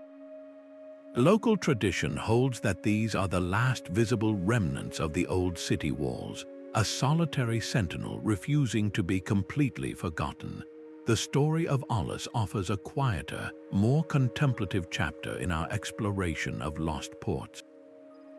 There is no dramatic legend of divine punishment here, only the sobering and powerful lesson of geology. It demonstrates that even without a single, headline-grabbing catastrophe, the relentless grind of tectonic forces could dismantle a city piece by piece, century by century. Olus did not vanish overnight in a spectacular explosion of water and earth. It faded slowly into the azure embrace of the Mediterranean, its decline as gradual and inevitable as the setting sun. This makes it a poignant symbol of Crete's incredibly layered history, an island where Minoan palaces, Venetian fortresses, and sunken Dorian ports exist within a few miles of each other, each telling a different part of the same long story of human ambition and nature's power. Swimming through its silent, sunken streets is to experience history not as a distant tale in a book, but as a physical, tangible presence, a direct and beautiful connection to a world that slowly sank beneath the waves, waiting for us to dive in and discover it all over again. While the ports we've explored so far were driven by commerce and conquest, our next destination reveals an empire indulging its most extravagant desires. From the sunken streets of Olus, we travel to the opulent and notorious shores of the Bay of Naples, to a place that was less a port for goods and more a harbor for vice, leisure, and the relentless pursuit of pleasure. This is Baiae, the most infamous resort town of the ancient Roman world, a name that became synonymous with hedonism, scandal, and a level of luxury so extreme it shocked even the most jaded Romans. Unlike the purposeful, trade-driven hubs we've discussed, Baiae's reason for existence was entirely different. It was the playground of the ultra-rich and ultra-powerful, a sun-drenched spa town where the elite of the Roman Empire came to see, be seen, and succumb to every imaginable temptation, all while soaking in the natural thermal springs that bubbled up from the volatile earth below. To understand Baiae's reputation, imagine the most exclusive and decadent resort you can possibly conceive, and then multiply it by the boundless wealth and power of Rome at its peak. This was not a place for modest villas. It was a landscape dominated by colossal, sprawling palace complexes, built by emperors like Nero, Hadrian, and Julius Caesar himself. These were not mere holiday homes, they were monumental statements of power and privilege, featuring private beaches, immense colonnaded gardens, and most famously, elaborate thermal baths that tapped directly into the region's geothermal activity. The social scene was a whirlwind of endless parties, gourmet feasts, political scheming, and legendary debauchery. The conservative Roman senator Cicero lamented its corrupting influence, and the poet Sextus Propertius called it a den of vice, a place where virtue went to die. Baiae was where the rules of Roman society were deliberately forgotten, a permanent festival of indulgence set against one of the most beautiful backdrops in the Mediterranean. But the very geological forces that created Baiae's allure were also plotting its downfall. The city was built directly atop the Campi Flegrae, or the Phlegrean Fields, a name that translates chillingly to burning fields. This is not a single volcano like Vesuvius, but a vast and restless supervolcano, a caldera that encompasses the entire bay and is one of the most geologically active places on Earth. The same tectonic heat that warmed the luxurious baths was a constant, simmering threat. The region is prone to a phenomenon known as bradisism, a slow, grinding movement of the Earth where the land either rises or falls due to magma chambers shifting deep underground. For centuries, the area around Baiae experienced a gradual subsidence, a sinking of the coastline that was almost imperceptible year to year but catastrophic over generations. This was combined with occasional, more violent volcanic eruptions and earthquakes, that would have served as terrifying reminders of the unstable ground upon which this paradise was built. The result was a slow-motion shipwreck of a city. Over hundreds of years, the elegant marble piers, the ornate villas with their stunning sea views, and the bustling waterfront promenades steadily sank beneath the waves. The Mediterranean did not smash Baiae to pieces in a furious storm. It crept in, room by room, courtyard by courtyard, silently reclaiming the empire's most decadent district. This gradual process, while sparing the structures from violent destruction, ultimately condemned them to a different kind of fate. By the Middle Ages, much of ancient Baiae was underwater, its legendary palaces and statues now home to schools of fish, its paved streets carpeted with seaweed. The city of sin had been given a silent, aqueous burial. What was a tragedy for its inhabitants has become an unparalleled gift for archaeology and modern visitors. Today, the Baiae of the Emperors is the centerpiece of the Parco Archaeologico Sommaso di Baia, one of the world's few underwater archaeological parks. Snorkelers, scuba divers, and tourists in glass-bottom boats can now glide over a surreal and breathtaking landscape. They can swim through the corridors of a sunken villa, trace the outlines of a vast mosaic floor now 20 feet underwater, and come face to face with silent marble statues that still stand on the seafloor, their features softened by centuries of marine growth. These are not scattered ruins, it is an entire district frozen in a state of graceful decay.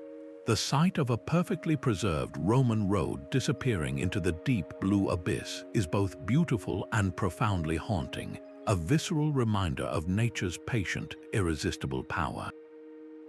Baiae's fate delivers a powerful and timeless warning. It stands as a monument to the hubris of believing that human wealth and power can ever fully insulate us from the forces of the natural world. The Roman elite, in their quest to create an earthly paradise, chose to build it directly on top of one of the planet's most volatile geological features, blinded by short-term pleasure and ignoring the long-term danger. Their story feels strikingly relevant in a modern era of coastal megacities and communities built in the shadow of volcanoes. Baiae challenges us to consider the calculated risks we take for the sake of luxury, real estate, and convenience. Its stunning underwater ruins inspire awe not just for the artistic achievement of the Romans, but for the sheer power of the planet we live on. A power that can, in time, turn the greatest centers of pleasure and power into silent, submerged museums, inviting us to wonder and to learn from the past's indulgences and its inevitable collapses. Yet while nature and economics have claimed so many ports, our next story introduces a profoundly different kind of disappearance, one orchestrated not by earthquake or shifting trade winds, but by human hands with a singular, modern purpose.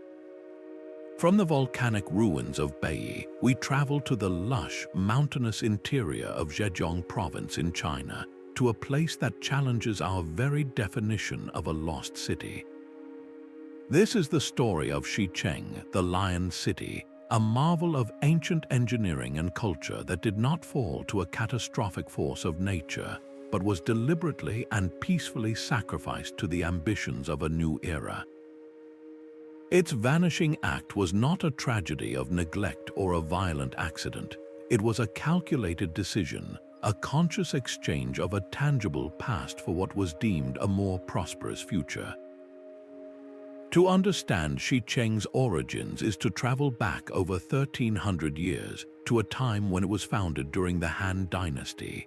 For centuries, it thrived not as a coastal port, but as a vital inland hub of commerce, culture, and political power.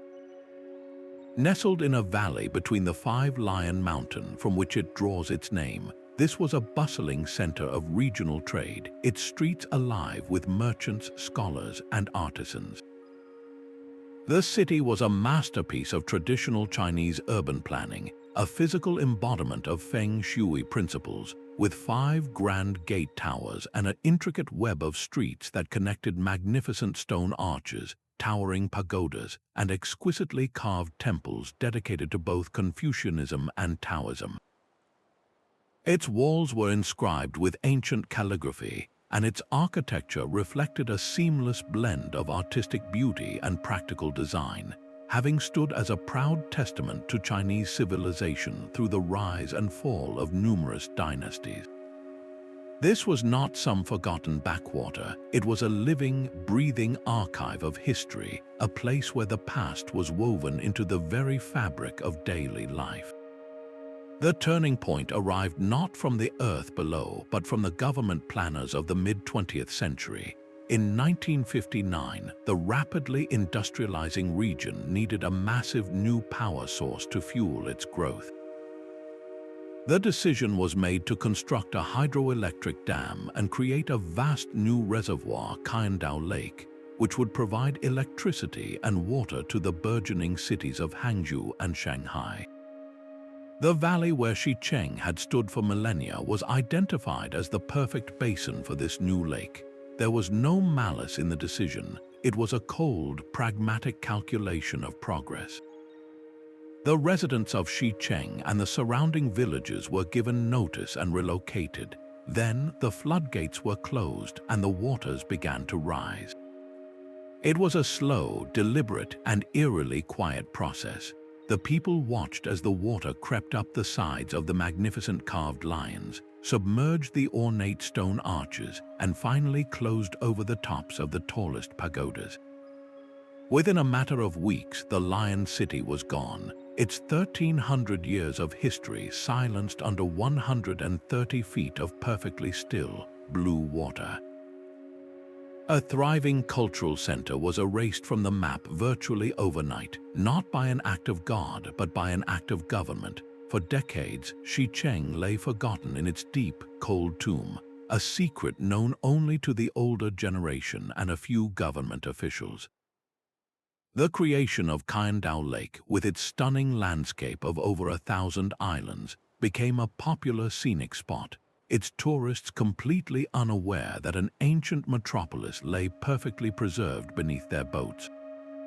It wasn't until the turn of the 21st century that interest was rekindled, sparked by old records and local memories. When divers finally descended to explore, they were met with a sight that left them breathless.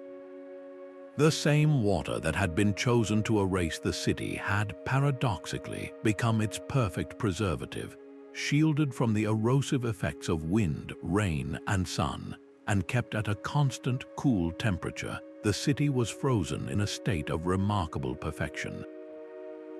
The divers found a time capsule. Intricate carvings of dragons, phoenixes, and lions on the temples and memorial arches were still sharp and clearly visible. The city walls and hundreds of staircases were completely intact. The wooden beams of the structures, while waterlogged, had not rotted away. It was as if the city had been paused in 1959, waiting patiently for the world to rediscover it. This incredible preservation has transformed Xicheng from a symbol of loss into an unprecedented opportunity. It is now a world-renowned destination for advanced divers, a submerged museum unlike any other on Earth. Gliding through its silent streets is an experience described as both haunting and sublime. Divers can float through the grand archways of ancient temples, peer into the windows of preserved buildings, and hover above stone streets that no human foot has touched in over half a century. The city's depth and the often low visibility caused by minerals and nutrients in the water add to its aura of mystery, earning it the nickname the Atlantis of the East. But unlike the mythical Atlantis, Xicheng is utterly real, a tangible link to a past that was not destroyed, but deliberately placed in suspended animation. The story of Xicheng is therefore one of profound duality, a narrative that defies simple categorization as either a tragedy or a victory. It is a heartbreaking tale of sacrifice, where a priceless historical treasure was willingly submerged for the sake of modern utility and economic progress. The loss of its living community and the silencing of its streets represent a cultural cost that is incalculable, yet it is also a story of miraculous preservation. Had the city remained on the surface, it would almost certainly have fallen victim to the Cultural Revolution's widespread destruction of ancient sites, or to the relentless march of modern development and pollution. The water that hides it has also protected it, saving its exquisite carvings and architecture from a fate that might have been far worse. Xicheng forces us to confront complex questions about how we value our history. It stands as a permanent, underwater question mark, asking us what we are willing to sacrifice for progress, and reminding us that sometimes the very act of loss can create a unique and powerful form of immortality, preserving a world in perfect, watery stillness for generations yet to come to explore and to wonder at. From the man-made lake that submerged Xicheng, we now voyage into the heart of the Pacific Ocean to a place that feels less like a ruined city and more like a portal to another world. Imagine 92 artificial islands not built on solid ground but constructed atop a vibrant coral reef, their foundations a labyrinth of colossal basalt crystals stacked like log cabins by giants. This is Nan Madol, a name that fittingly translates to the spaces between, referring to the intricate network of canals that weave through this otherworldly complex. Often called the Venice of the Pacific, this was not a city in any conventional sense. It was a ceremonial and political fortress, the spiritual epicenter of the Sordilor dynasty that once ruled the island of Pohnpei with an iron fist. While its primary purpose was not commercial trade like the ports we've seen, Nan Madol was undoubtedly the heart of a vast inter-island network, a place where tribute, prestige goods, and cultural influence flowed through its watery streets, connecting this isolated empire to the wider world of the Pacific. The sheer scale of its construction defies belief and speaks to a society of immense ambition and sophisticated engineering. The islands are made from an estimated 750 million pounds of prismatic basalt, a volcanic rock that naturally forms into massive geometric columns. The logistical nightmare of quarrying these multi-ton stones from the other side of the island, transporting them across the water, and then assembling them into stable platforms and walls is a puzzle that continues to baffle archaeologists. How did they move these stones? Some legends speak of magicians who could make the rocks fly through the air. Modern theories suggest a combination of rafts, ropes, and an enormous, coordinated human effort. The result is a landscape of staggering grandeur. The walls of the central enclosure, Nandowas, where the ruling class lived and were entombed, rise over 25 feet high and are 16 feet thick, creating a sense of imposing, awe-inspiring power designed to intimidate all who approached. This was a statement in stone, a declaration of a dynasty's absolute control over both its people and its environment. Yet, for all its grandeur, the reign of the Sordilor was, according to oral histories, one of brutal oppression. The dynasty is said to have consolidated power by demanding absolute tribute from the island's population, creating a rigid, top-down hierarchy that fueled resentment.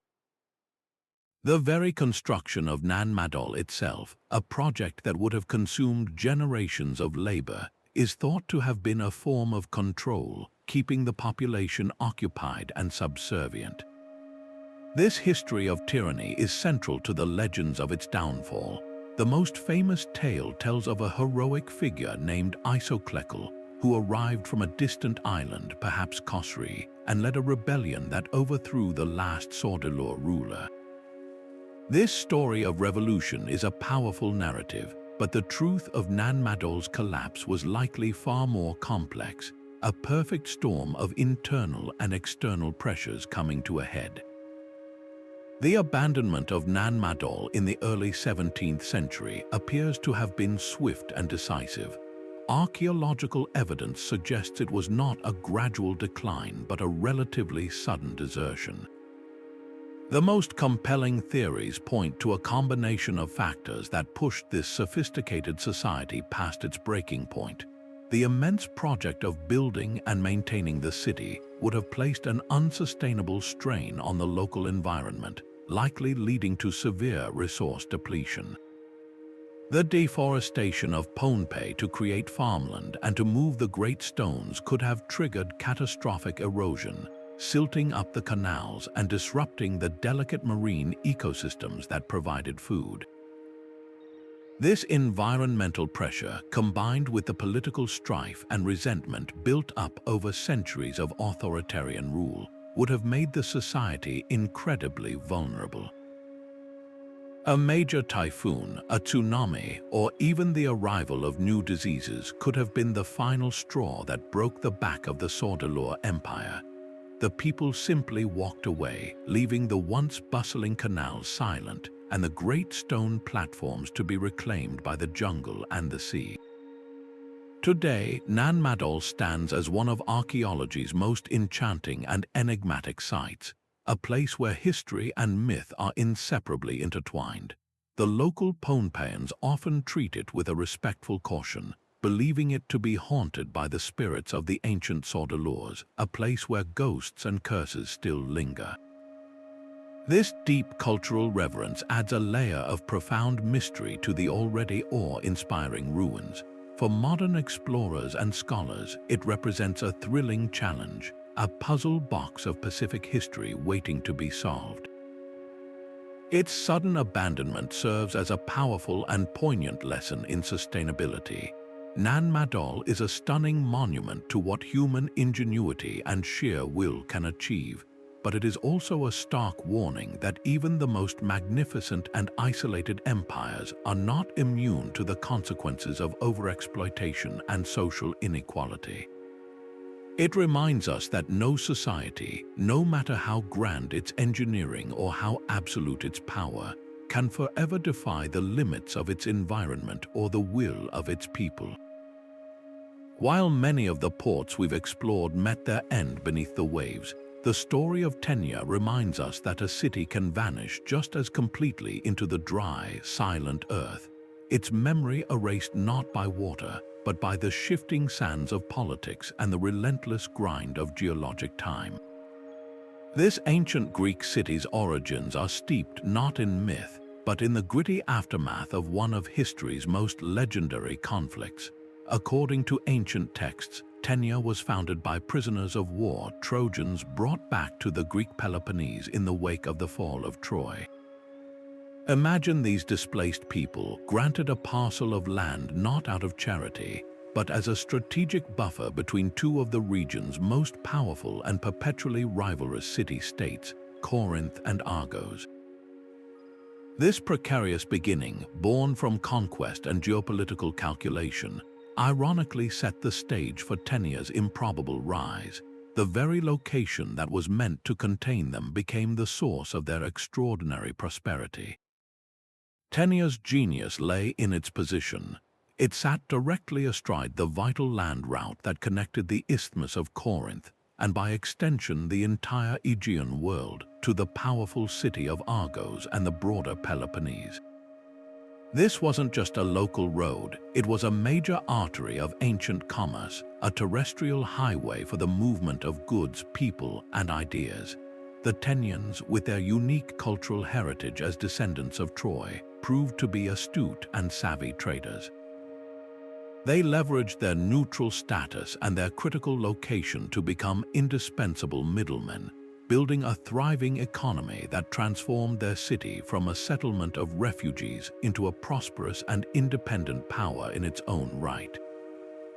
Their wealth became legendary, famously expressed through their devotion to the god Apollo, and archaeological finds confirm this narrative of success, revealing fine pottery, exquisite jewelry, and well-constructed buildings that speak to a community of considerable means and sophisticated taste.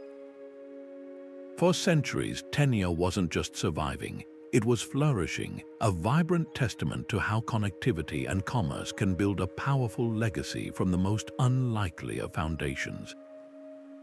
Yet, this very success, built on the delicate balance of regional power, made Tenya incredibly vulnerable to the larger tides of history. The stability that allowed its trade to flourish was shattered with the rise of Rome. In 146 BC, the Roman Republic, in a brutal display of force, utterly destroyed its rival Corinth, systematically dismantling the city and selling its surviving inhabitants into slavery.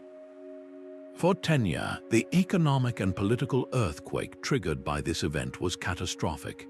The destruction of Corinth didn't just eliminate a powerful neighbor, it obliterated the entire regional network that Tenya depended on. The trade routes that had been the city's lifeblood were severed, its economic purpose evaporated almost overnight, and the careful political balancing act it had maintained for centuries became meaningless in the face of a new, overwhelming imperial power.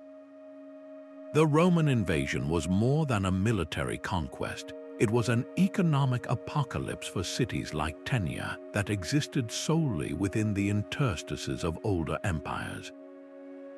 If the Romans provided the political coup de grace, nature delivered the final blows. The region around Tenya is seismically active, prone to the same earth-shattering tremors that doomed so many Mediterranean cities. A series of powerful earthquakes would have rocked the area in the subsequent centuries, toppling the stone walls of its houses, collapsing its grand public buildings, and cracking the cisterns that held its precious water. With its economy already in ruins and its population likely dispersed or impoverished by the Roman takeover, the city had no capacity to recover. There were no resources to rebuild, no collective will to restore what had been lost. The people simply abandoned their damaged homes and moved on, leaving the ruins of Tenya to be slowly buried under layers of wind-blown soil and encroaching vegetation.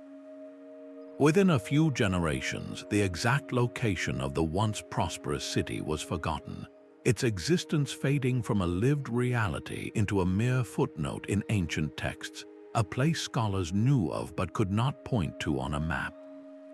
It had disappeared not into the sea, but into the landscape itself, becoming a ghost in the literal sense, a presence known only through stories, completely invisible to the world. The rediscovery of Tenya is a thrilling chapter in modern archaeology, a powerful example of how patience, technology, and a refusal to give up on a hunch can pull a lost city back from the brink of oblivion. For years, clues had been surfacing in the area around the modern village of Chiliomodi, ancient graves accidentally unearthed by farmers, scattered fragments of pottery turned up by the plow. But it was the persistent work of archaeologist Dr. Elena Korka and her team following these tantalizing breadcrumbs that finally pieced the puzzle together. Systematic excavations beginning in 2013 almost immediately began to yield spectacular results. They didn't just find a few isolated artifacts, they uncovered the entire urban plan of the lost city. The team mapped out a large section of the ancient settlement, revealing a sophisticated network of streets, robustly built public buildings, and luxurious private homes centered around courtyards, complete with intricate mosaic floors. They found a wealth of artifacts that painted a vivid picture of daily life, from delicate jewelry and coins to utilitarian pottery and tools. Most significantly, they uncovered more evidence of the city's famed wealth and its special connection to Apollo, confirming the historical records that had long been dismissed by some as mere legend. The story of Tenya, therefore, is a dual narrative of fragility and resilience. It exemplifies the stunning speed with which a thriving, connected hub can be utterly erased from the world, not by a single cataclysm, but by a devastating combination of political upheaval and environmental disaster. Its ruins stand as a solemn monument to the fact that the networks of trade and diplomacy that create prosperity are often frighteningly delicate, vulnerable to forces far beyond a single city's control. Yet, its rediscovery is an equally powerful testament to the resilience of historical memory and the enduring human drive to recover our lost past. Tenia's silent stones, once buried and forgotten, now have a voice again, speaking to us across the millennia about trade, conflict, and the incredible journey of a city of refugees that carved out its own destiny, only to have that destiny rewritten by the inexorable march of empires and the indifferent shifting of the earth below. But the story of Akrotiri is not one of sudden, tragic entombment like its Roman counterpart Pompeii. It is a far more mysterious and sophisticated tale. The excavations revealed a stunning absence. No bodies, no piles of precious jewelry hastily left behind, no skeletons crushed by collapsing roofs. Instead, the city was found in a state of remarkable order. Large storage jars called pithoi were still standing in place, filled with the remnants of oil, wine, and grain. Furniture and everyday objects were found neatly stored, suggesting the people had time to secure their homes. This crucial detail paints a picture of a society that was forewarned. The Minoans of Akrotiri were seasoned in dealing with the island's volcanic temper. They likely experienced a series of preliminary earthquakes and smaller steam explosions, a clear signal from the mountain that a catastrophic event was imminent. Heeding these warnings, the entire population appears to have executed a calm, orderly, and complete evacuation. They took their most valuable portable possessions with them and sailed away to safety, never to return. This level of organized response speaks volumes about their societal structure and their deep understanding of the environment they lived in, turning a potential story of mass death into a fascinating mystery of survival and dispersal. We are left to wonder, where did these refugees go? Did they settle on other Minoan islands like Crete, bringing with them tales of the home they lost? Their fate remains one of history's great unanswered questions. What they left behind, sealed under meters of pumice and ash, was a perfectly preserved snapshot of a highly advanced and surprisingly modern Bronze Age society. Walking through the excavated streets today is an uncanny experience. You are not navigating a haphazard collection of ruins. You are exploring a planned urban environment that feels startlingly contemporary. The city had a sophisticated multi-story architecture with buildings rising several stories high, their walls reinforced with timber beams designed to withstand seismic shaking, an ancient form of earthquake proofing. But the true glory of Akrotiri, the feature that brings its silent stones to life, is its art. The interiors of its buildings were not merely painted. They were adorned with breathtaking, vibrant frescoes that covered entire walls. This is not primitive daubing, this is high art. We see elegant, detailed scenes of everyday life. Two young boys wearing nothing but belts and boxing gloves, engaged in a ritualistic match, a fleet of ships sailing between towns, suggesting a vibrant maritime culture, and a breathtaking springtime landscape filled with swooping swallows and blooming lilies. The most famous fresco might be the one depicting a flotilla of ships traveling between fantastical towns, complete with crowds of people and exotic animals like monkeys, providing undeniable evidence of extensive trade links across the Mediterranean, perhaps as far as Africa. These paintings reveal a society that was not just surviving, but thriving intellectually and artistically, a culture that valued beauty, nature, and narrative, and had the technical skill to immortalize it on their very walls. The sheer force of the eruption that buried this masterpiece of a city is almost beyond comprehension. The event, known as the Minoan eruption of Thera, is ranked among the most violent volcanic explosions in human history. Geologists estimate it was 4 times more powerful than the famous eruption of Krakatoa in 1883. The initial phase likely involved a massive earthquake that shattered the island, followed by a colossal pyroclastic surge, a superheated wave of gas, ash, and rock traveling at hundreds of miles per hour that instantly carbonized everything in its path and sealed the city in an airtight tomb. This was followed by a fall of pumice stone so thick it buried the entire landscape. Finally, the emptied magma chamber beneath the volcano collapsed inward, causing the center of the island to sink below the waves, creating the dramatic caldera and jagged cliffs that define Santorini's stunning beauty today. The cataclysm didn't just destroy Akrotiri, it fundamentally reshaped the geography of the entire Aegean. The tsunamis generated by the collapse, some estimates suggesting waves over 100 feet high, would have radiated out across the sea, smashing into the northern coast of Crete, just 70 miles away, devastating the Minoan navy, destroying its vital coastal ports and farms, and crippling the economic foundation of their entire maritime empire. This direct environmental blow is why many historians believe the Thuran eruption was a primary, if not the central, catalyst for the sudden and mysterious decline of the Minoan civilization.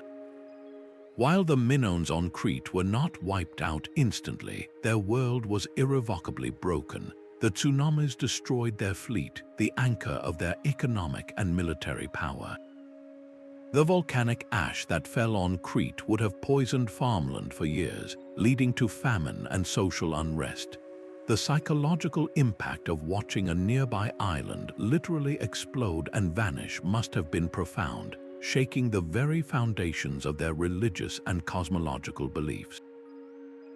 In the power vacuum that followed, the Minoans, weakened and disoriented, became easy prey for the rising, more militaristic Mycenaeans from the Greek mainland, who moved in and took control. Akrotiri's destruction, therefore, was not an isolated tragedy. It was the first domino to fall in a chain reaction that toppled the first great civilization of Europe, a stark reminder of how interconnected the ancient world was, and how a single natural event in one place could rewrite the destiny of an entire region.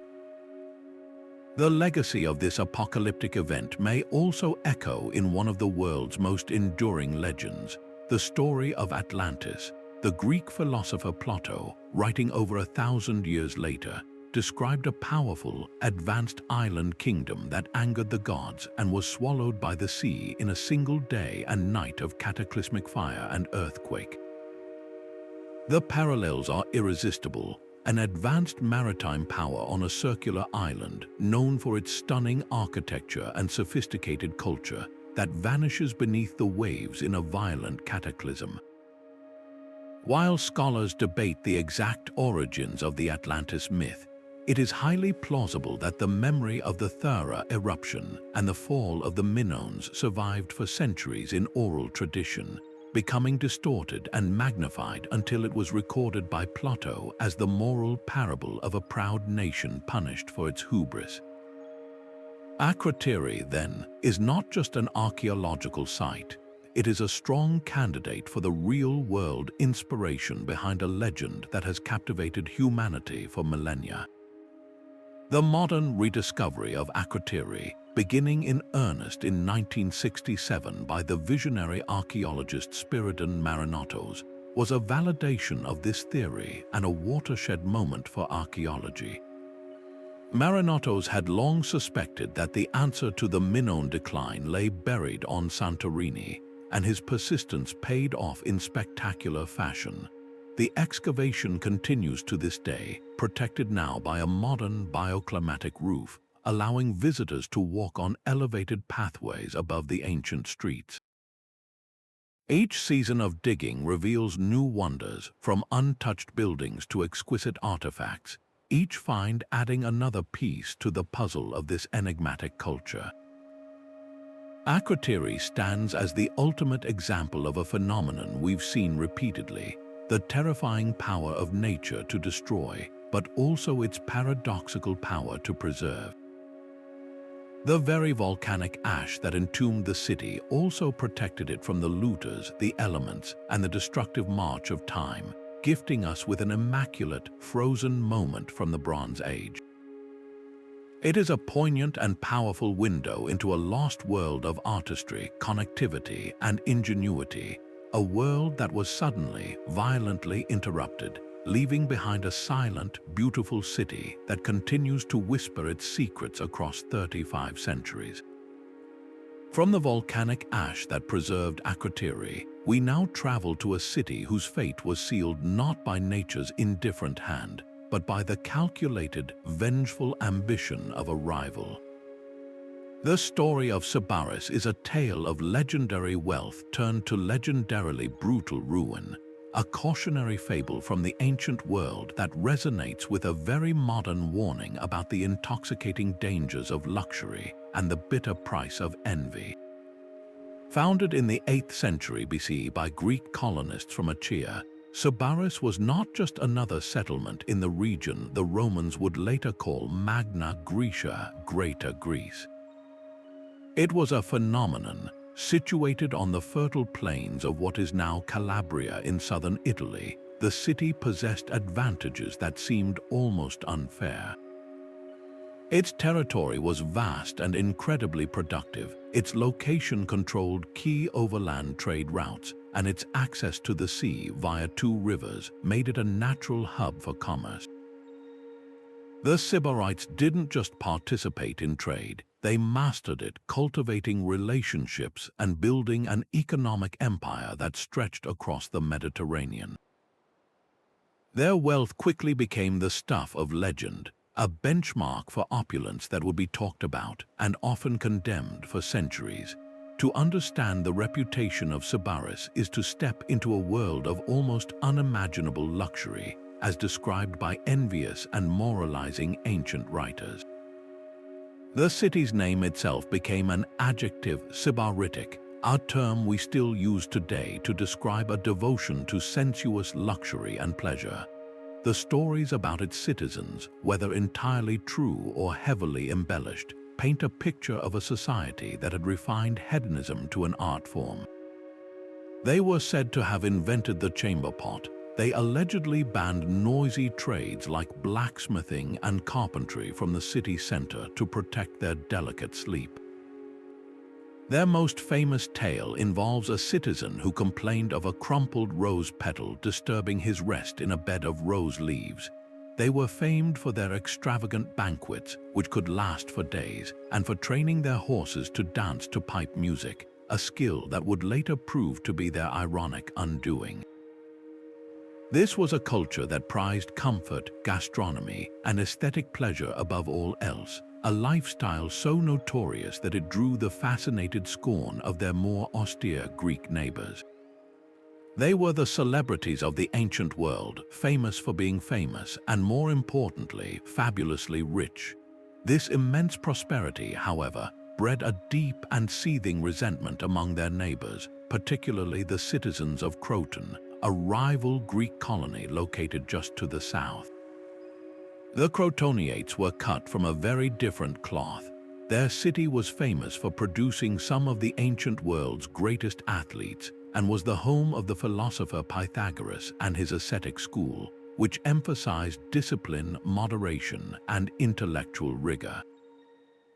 The stark contrast between the two cities, Sybaris with its lavish indulgence and Croton with its athletic and philosophical austerity, created a cultural chasm that was ripe for conflict. The Sybarites, perhaps blinded by their own wealth and sense of superiority, reportedly treated the Crotoniates with contempt. The final spark that ignited the war is lost to time, though ancient sources hint at a dispute over a fugitive or perhaps a perceived insult. Whatever the immediate cause, the underlying motivation was clear. Croton saw an opportunity to shatter its glittering rival, topple the region's dominant power, and seize control of its lucrative trade routes. It was a clash of civilizations, of values, and ultimately of sheer power. What happened next was not a conventional war of pitched battles, but a swift and terrifyingly ingenious act of ecological and geological warfare. In 510 BC, the Crotoniate army marched on Sybaris. According to the most enduring account, the conflict was shockingly brief. The Sybarites, for all their wealth, fielded a vast army, said to be 300,000 strong. But the Crotoniates, though vastly outnumbered, were battle-hardened and brilliantly led. As the two armies met on the plain between the cities, the Crotoniate commanders unleashed a secret weapon. They began to play musical pipes. The Sybarites' own horses, trained to dance to this very music, immediately broke formation and began to prance and rear up, throwing their riders into chaos and turning the mighty Sybarite cavalry into a helpless, confused mess. Seizing the moment, the Crotoniate soldiers charged, routing the disorganized Sybarite forces and pursuing them all the way back to the very gates of their city. But the conquest was only the beginning. The Crotoniates were not content with merely sacking Sybaris. They intended to erase it from the face of the earth to ensure it could never rise again to challenge them. They devised a plan of breathtaking and brutal finality. The city was built on a plain crisscrossed by two rivers, the Crathais and the Sybaris. The victorious army set to work with a grim purpose, using thousands of prisoners and perhaps their own soldiers to divert the course of the Crathais River. They channeled its entire flow directly over the ruins of the conquered city. The water, laden with silt and mud from the upstream plains, poured over Sybaris, inundating every street, flooding every home, and smothering the grand public buildings and temples under a thick, cement-like layer of sediment. Within a matter of days, the most magnificent city in Magna Graecia was gone, not just burned but buried. It was a method of destruction designed to be permanent, to wipe Sybaris from both the map and from memory, turning a powerhouse of commerce into a waterlogged tomb. The strategy worked with terrifying efficiency. For centuries, Sybaris became a literal byword for a city that had vanished without a trace. Its exact location was forgotten, its existence fading into the realm of myth and moral parable. Ancient writers like Herodotus and Diodorus Siculus would tell its story as a lesson on the dangers of decadence and soft living, a warning that luxury could weaken a people to the point of extinction. The city became a ghost, its physical reality replaced by its powerful symbolic meaning. It wasn't until the 19th and 20th centuries that archaeologists, intrigued by the legend, began to search for the real Sybaris. The task was immensely difficult because the very river silt that had buried the city also hid it from discovery. Using core sampling and modern geological surveys, teams finally pinpointed its location deep beneath the alluvial plain. The excavations revealed a city buried under nearly 20 feet of sediment, a stark confirmation of the ancient accounts. Finding Sybaris meant literally digging through the instrument of its destruction, a powerful testament to the Crotoniates' ruthless engineering success. The fate of Sybaris stands as one of history's most dramatic examples of a city destroyed by human conflict and ingenuity rather than natural disaster. Its story is a powerful duality, a lesson on the potential vulnerabilities that can come with immense wealth and a chilling demonstration of how far rivalry and hatred can go. The Crotoniates didn't just defeat their enemy, they weaponized the very landscape against them, using a river as a tool of ultimate erasure. It shows that the forces that can make a port vanish overnight aren't always seismic or meteorological. Sometimes they are profoundly, terrifyingly human. The ghost of Sybaris lingers not as a sunken ruin to be explored by divers, but as a buried one, a silent reminder that human ambition, when fueled by envy and vengeance, can be as destructive as any earthquake or tsunami, capable of burying a legend under a flood of mud and leaving behind only a word Sybaritic to echo its spectacular rise and its even more spectacular fall. But to truly grasp the significance of Thonis-Heracleion, we must first understand its role in the ancient world, a role so pivotal it was literally the law. For centuries before Alexander the Great founded Alexandria, this port was the mandatory gateway to Egypt for all Greek trade. Imagine a bustling, multicultural harbor where every single ship arriving from the Greek world was required to dock. Its Egyptian name, Thonis, and its Greek name, Heracleion, tell the story of its dual identity from the very start. To the Egyptians, it was Thonis, a name rooted in their own language, a vital customs and religious center where taxes were levied and goods were inspected before being allowed to travel up the Nile. To the Greeks, it was Heracleion, named for the hero god Heracles, whom they believed had visited the site, weaving it into their own mythological tapestry. This wasn't just a place where two cultures met. It was a place where they fused, creating a unique and vibrant society that served as the crucial interface between the pharaohs of Egypt and the traders and travelers of the Mediterranean. The city's physical grandeur was a direct reflection of its immense importance. At its heart stood a colossal temple dedicated to the supreme god Amun-Jereb, a site of pilgrimage and immense spiritual power. The city's canals were not merely waterways for trade, they were grand processional avenues lined with statues of pharaohs and gods, leading from the bustling harbor to the sacred temple precincts. The wealth flowing through its docks was staggering, funded by taxes on everything from grain and papyrus to gold and exotic African goods. This economic and religious power made Thonis-Heracleion the primary anchor of Egypt's maritime economy for centuries, a stable and prosperous hub that seemed as permanent as the pyramids themselves. Yet this permanence was an illusion, built on a foundation that was literally turning to liquid. The city's spectacular disappearance was not the result of a sudden earthquake or a single catastrophic wave, but a slower, more insidious process of geological betrayal. Thonis-Heracleion was constructed on the unstable clay and silt of the Nile Delta, a region constantly being reshaped by the river's deposits. When a series of major earthquakes struck, likely beginning around the 2nd century BCE, the tremors triggered a phenomenon known as soil liquefaction. In this process, the water-saturated ground, already unstable, loses all its strength and behaves like a liquid. The heavy stone buildings, temples, and statues which had stood for centuries simply had nothing solid left to stand on. They began to tilt, crack, and then slide into the water one by one. The city didn't just flood, it was consumed, swallowed whole by the very earth it was built upon. This was followed by tsunamis and further sea level rise, until the entire metropolis was lost beneath the waves of the Mediterranean, its memory fading into legend for over 1,000 years. The modern rediscovery of this legendary city is a story of pure archaeological perseverance.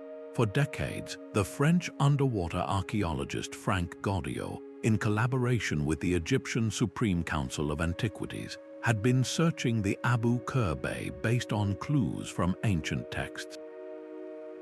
The breakthrough came in the year 2000 when a diver's hand, brushing away centuries of silt, touched not sand but the hard, carved stone of a colossal statue.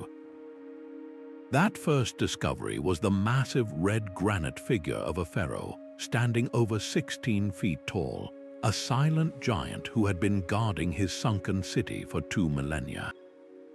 But that was just the beginning. As the team meticulously excavated, the scale of the find became breathtaking.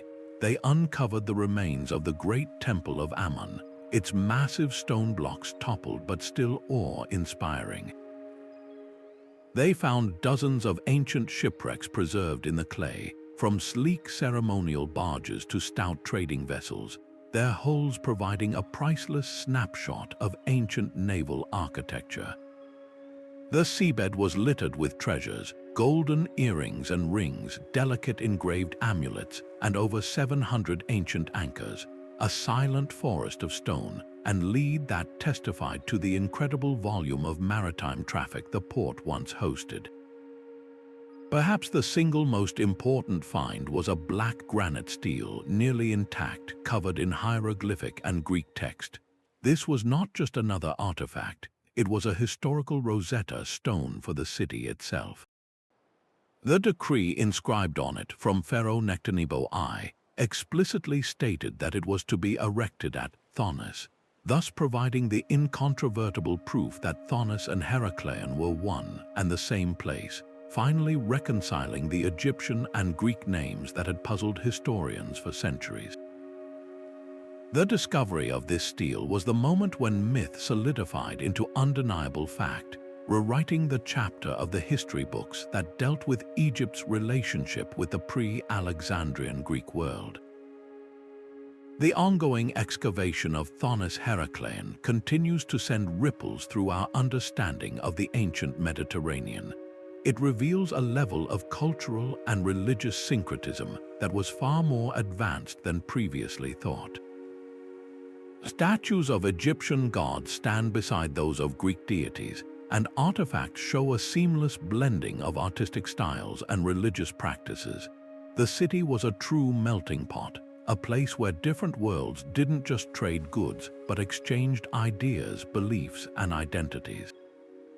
Its sudden collapse into the sea created a power vacuum and a logistical nightmare for Mediterranean trade, a vacuum that undoubtedly helped pave the way for the rise of Alexandria just a few decades later.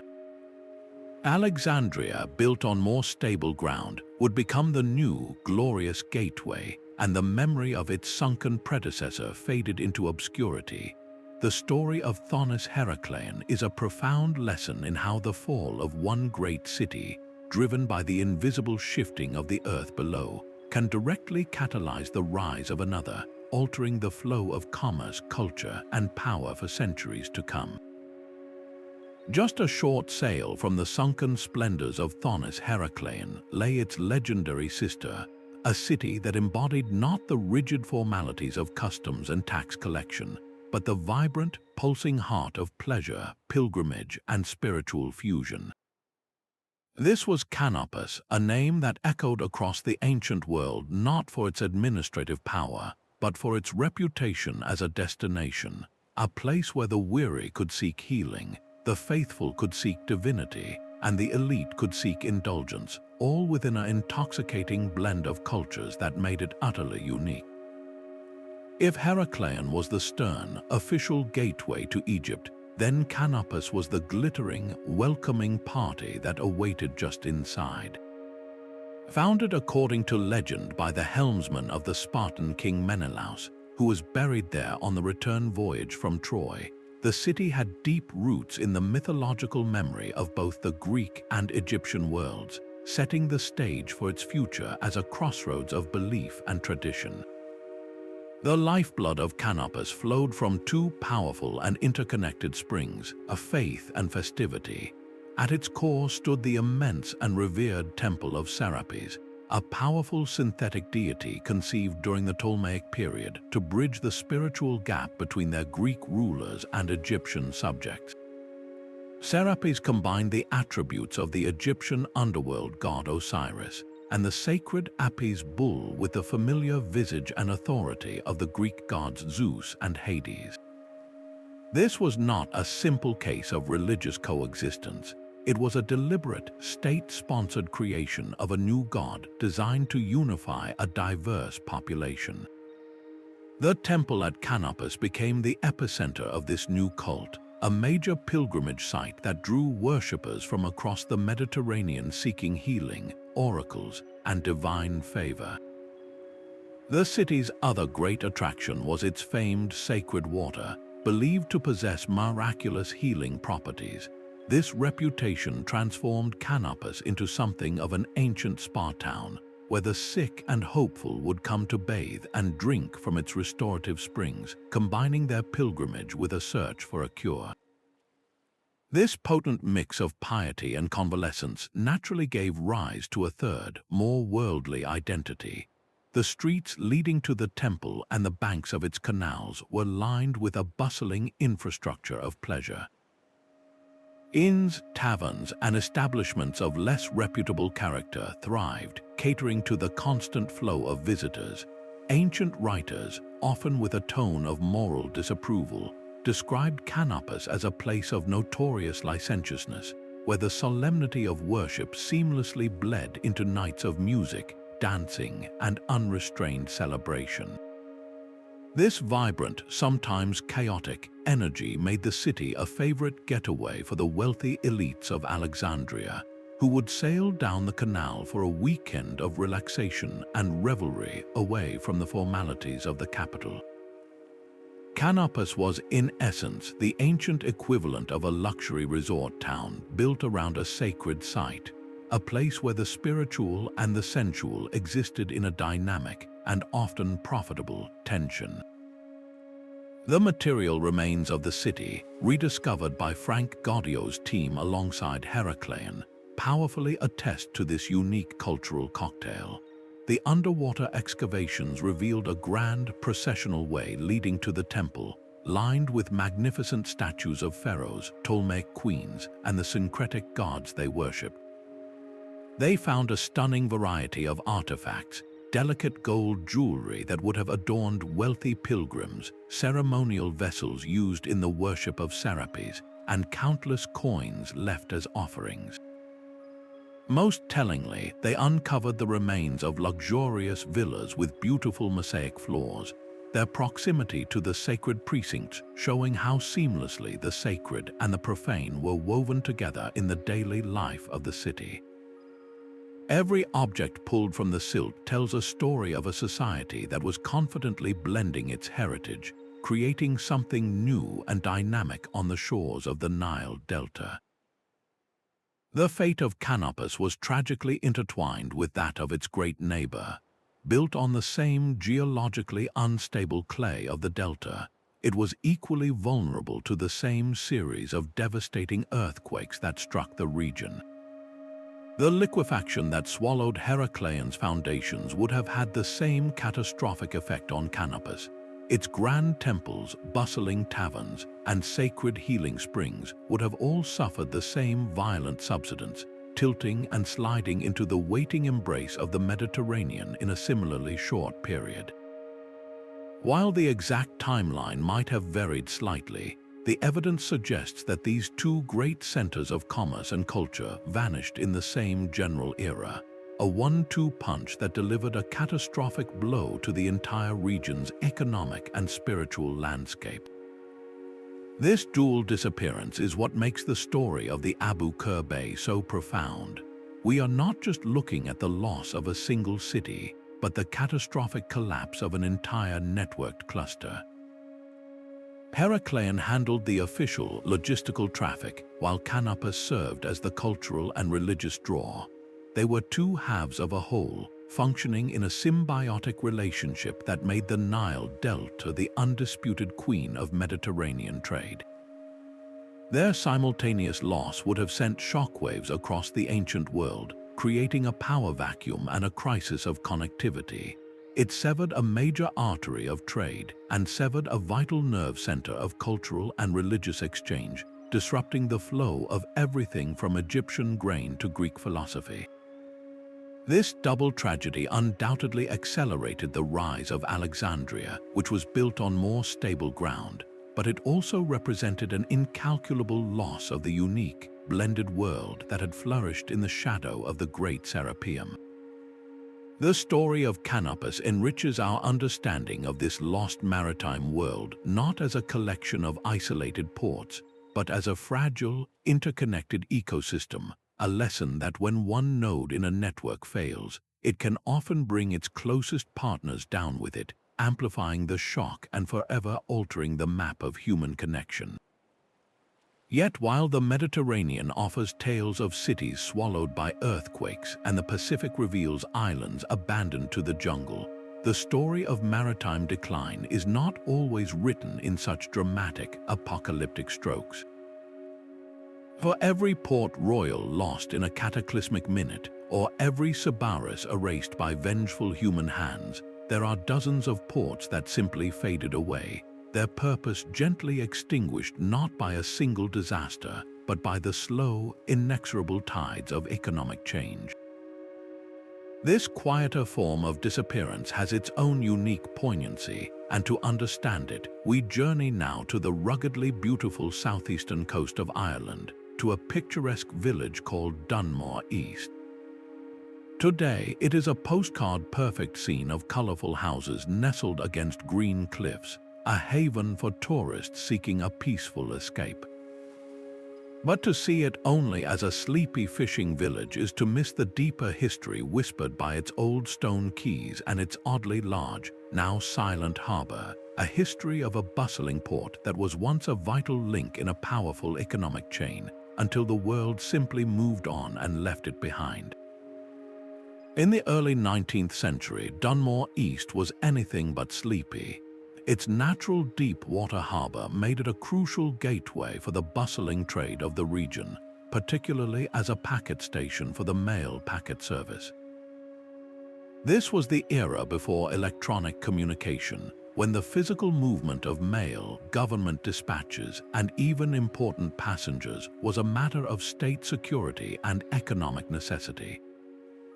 Ships would sail between Dunmore East and the British port of Milford Haven in Wales, creating a reliable maritime bridge that connected Ireland to the heart of the British Empire. This official traffic brought with it a constant hum of activity. Customs officers, sailors, coachmen, and merchants all thrived on the business generated by this vital transit point. Alongside this, the port was a thriving center for the local fishing industry, its boats venturing into the rich waters of the Atlantic to bring back catches that would be processed and sent to markets far and wide. For a time, Dunmore East was a place of genuine importance, a node in a network that felt permanent and essential. The unraveling of this prosperity was not sudden, but it was remarkably swift in the grand scheme of a town's life. It began with a problem as mundane as it was unstoppable: silting. The very rivers that had once made the location convenient began to deposit their sedimentary load into the harbor, gradually choking the entrance and making it more difficult for larger, modern ships to navigate safely and efficiently. This natural process was a nagging concern, but it was the hand of human progress that ultimately sealed the port's fate. Just a short distance up the coast, the city of Waterford invested heavily in its own facilities, dredging a deep and accessible channel and building modern quays that could accommodate the new generation of larger steamships. These vessels, with their greater capacity and reliability, were the future of trade and travel. When the mail packet service decided to transfer its crucial operations from Dunmore East to the newly modernized port of Waterford, it was a death sentence. The economic heartbeat of the town flatlined almost overnight. The reason for its existence, the steady flow of official traffic, vanished, and with it went the supporting industries and the livelihoods of countless families. What followed was not a dramatic evacuation, but a slow, quiet exodus. Without the packet station, the jobs disappeared. The merchants who supplied the ships closed their shops. The inns that housed the passengers saw their rooms empty. The community didn't pack up and leave in a single year. Instead, it entered a long period of economic stagnation. Younger generations, seeing no future in a port with no purpose, emigrated to the cities or across the Atlantic to America. The Grand Harbor, built for a volume of traffic that would never return, began to feel oversized and forlorn. The energy and noise of commerce were replaced by the sound of the wind and the waves. Dunmore East didn't vanish from the map, it transformed. its identity shifting from a vital commercial hub to a peripheral fishing village, and eventually to the tranquil tourist destination it is today.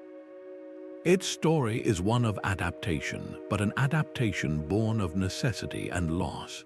The ghost of Dunmore East's former self is what makes it such a powerful and relatable example.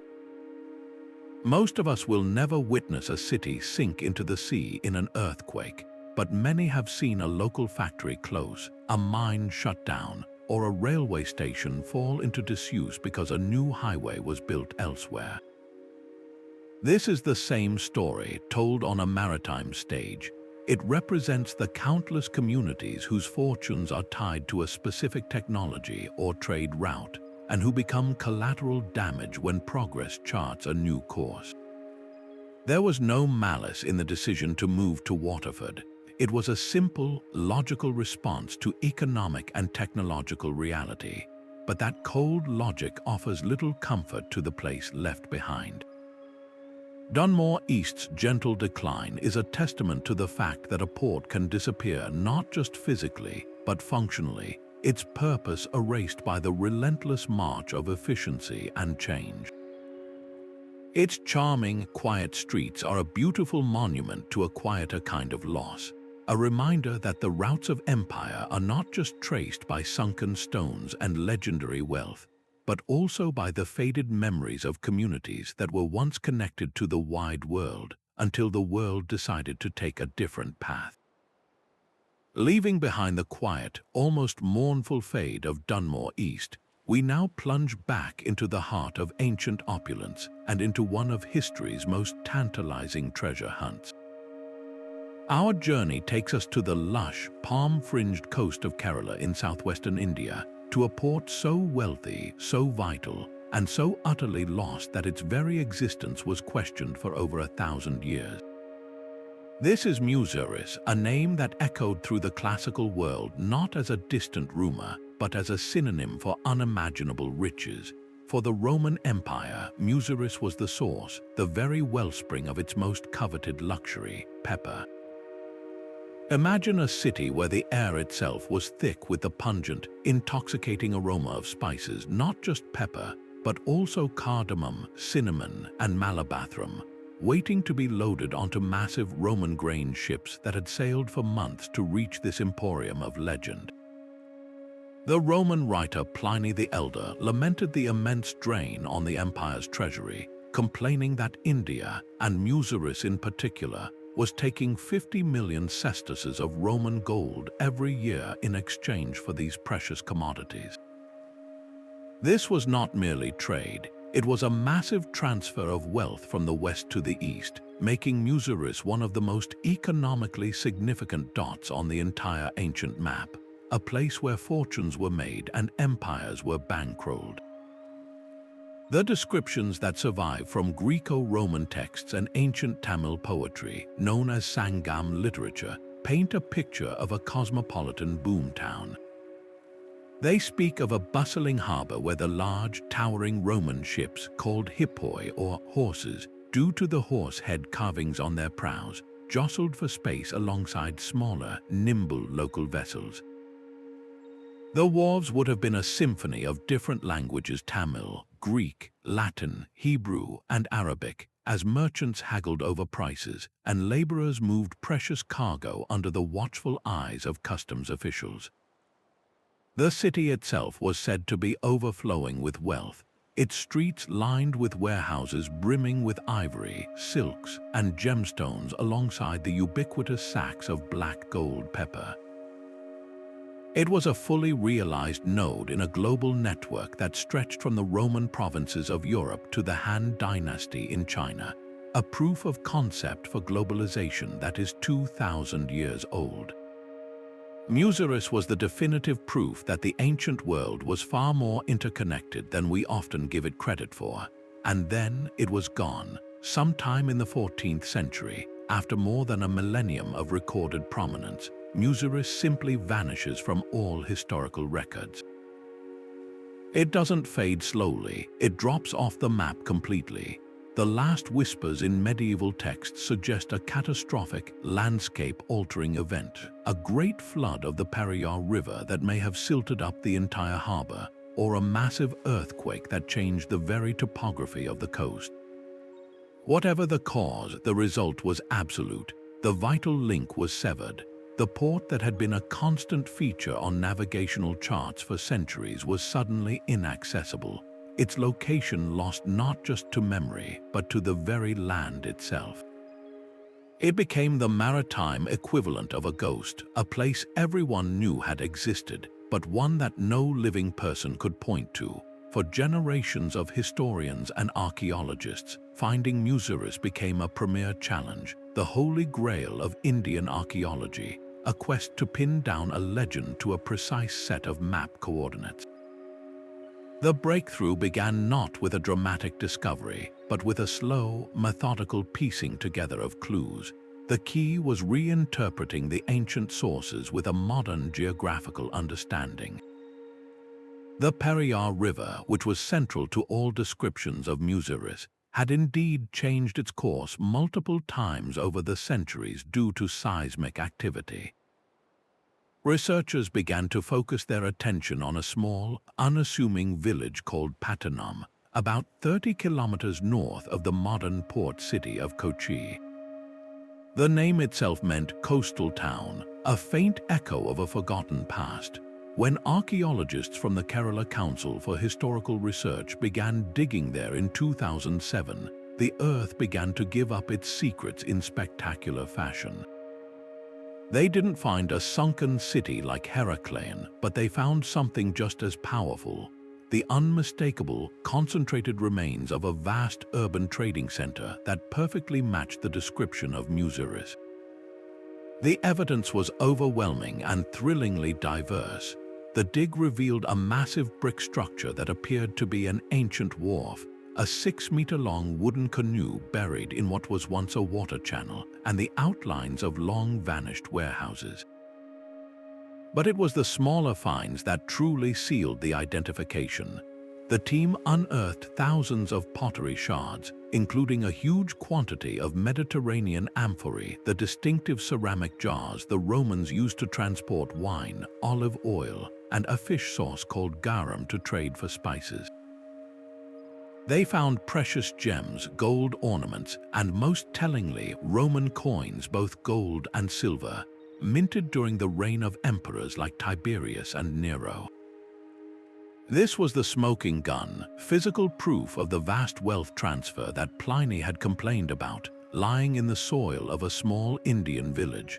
They even found ancient teak wood, likely imported for shipbuilding, and frankincense from Arabia, painting a picture of a port that was a hub for more than just the pepper trade. Each artifact was a whisper from the past, collectively building into a roar that said, "You have found it." While the exact cause of its final demise may never be known with absolute certainty, the most widely accepted theory points to a catastrophic flood event in 1341, recorded in regional texts as a great deluge that altered the course of the Periyar River. This sudden, violent shift would have smothered the intricate network of lagoons and canals that gave Muziris its access to the sea, burying the harbor under meters of silt and mud and rendering it useless overnight. The economic lifeblood of the city was cut off in a single, geological stroke. The merchants, sailors, and financiers would have simply moved their operations to other emerging ports along the coast, and the once great Muziris was abandoned, its memory fading under the relentless tropical sun and the layers of new sediment. The rediscovery of Muziris is far more than just an academic triumph. It is a reclaiming of a monumental chapter in human history. It forces us to redraw our mental maps of the ancient world, replacing vague lines of trade with a solid, proven point of contact. It proves that 2,000 years ago, a merchant from Rome could have walked the streets of an Indian port, smelling the same spices, hearing the same cacophony of languages, and engaging in commerce that would impact palates and economies thousands of miles away. The story of Muziris is the story of globalization in its most ancient form, a testament to the human desire to connect and exchange across vast distances.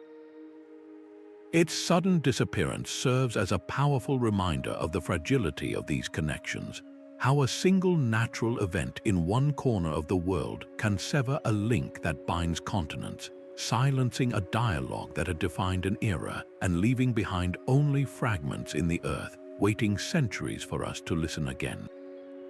While the legendary ports of the Indian Ocean captured the world's imagination with their spices and gold, our journey now takes us to a far more strategic and austere crossroads, where the fate of empires was often decided not by luxury but by logistics. Picture the northernmost tip of the Red Sea, a place where the vast, empty expanse of desert meets a narrow sliver of brilliant blue water. This is the Gulf of Aqaba, a critical maritime corridor, and on its eastern shore, the ancient Islamic port of Isla was founded in the 7th century, not merely as a place of trade, but as a deliberate and powerful statement of a new world order emerging from the Arabian Peninsula. Established during the reign of the third Rashidun Caliph, Uthman ibn Affan, Isla was one of the earliest Islamic settlements outside of Arabia, a fortified port city designed to project the power of the nascent caliphate, secure the pilgrimage route to Mecca, and control the flow of goods and ideas between the great continents of Asia, Africa, and Europe. Isla's genius was its location, a masterstroke of geopolitical and economic planning. It sat at a nexus point that is almost unimaginably strategic. To its west lay Egypt and the entire African continent. To its south, the Red Sea led to the Indian Ocean and the riches of the East. To its north and east, overland routes fanned out like arteries, connecting to the Levant, Mesopotamia, and the Great Silk Road that stretched all the way to China. Isla was the plug that connected all these systems. Ships from India carrying spices and textiles could offload their goods here, where they would be transferred to camel caravans for the overland journey to Damascus, Baghdad, and beyond. Conversely, goods from the Mediterranean and the Byzantine Empire would flow south through Isla, destined for ports in Yemen and Ethiopia. This wasn't just a port, it was a vital transshipment hub, the ancient equivalent of a massive global shipping container terminal, where cargo was constantly being transferred from sea to land and back again, making it indispensable to the economic health of the entire Islamic world for over 500 years. The physical layout of the city, revealed through meticulous modern archaeology, is a stunning example of early Islamic urban planning and reflects a sophisticated, organized society. Unlike the chaotic, organic growth of many medieval towns, Isla was constructed on a rigid grid plan, a design philosophy inspired by earlier Roman and Byzantine models, but infused with a distinct Islamic identity. The entire city was enclosed within massive, thick stone walls, forming a square that provided both defense from Bedouin raids and a clear boundary between the bustling port and the harsh desert beyond. Inside, the streets ran in perfect perpendicular lines, dividing the city into orderly blocks. At its heart lay a central Chinese letter, dominated by a monumental gate that likely served as the main entrance. Excavations have uncovered the remains of shops, warehouses, public baths, and a large mosque, one of the oldest ever discovered outside of Arabia. This careful planning speaks to a central authority that valued order, security, and community, creating a controlled environment where merchants from across the known world could live, work, and worship in relative safety and efficiency. The wealth that flowed through Isla's gates was built on more than just geography. It was built on the remarkable stability and connectivity of the early Islamic empires. During the Umayyad and Abbasid caliphates, the vast territories under Muslim rule enjoyed a period of unprecedented economic integration known as the Pax Islamica. A single currency, a common language of commerce and administration, and secure, well-maintained roads and sea lanes created a unified economic zone that stretched from Spain to the borders of India. Isla thrived as a direct beneficiary of this system. It became a cosmopolitan melting pot, a place where Arab merchants, Egyptian sailors, Persian scholars, Jewish traders, and Christian pilgrims would have mingled in the markets, exchanging not only goods but also ideas, technologies, and religious beliefs. This constant cross-pollination helped fuel the Islamic Golden Age, and Isla served as a key conduit, a channel through which the knowledge and culture of the ancient world were preserved, synthesized, and transmitted to fuel future innovation.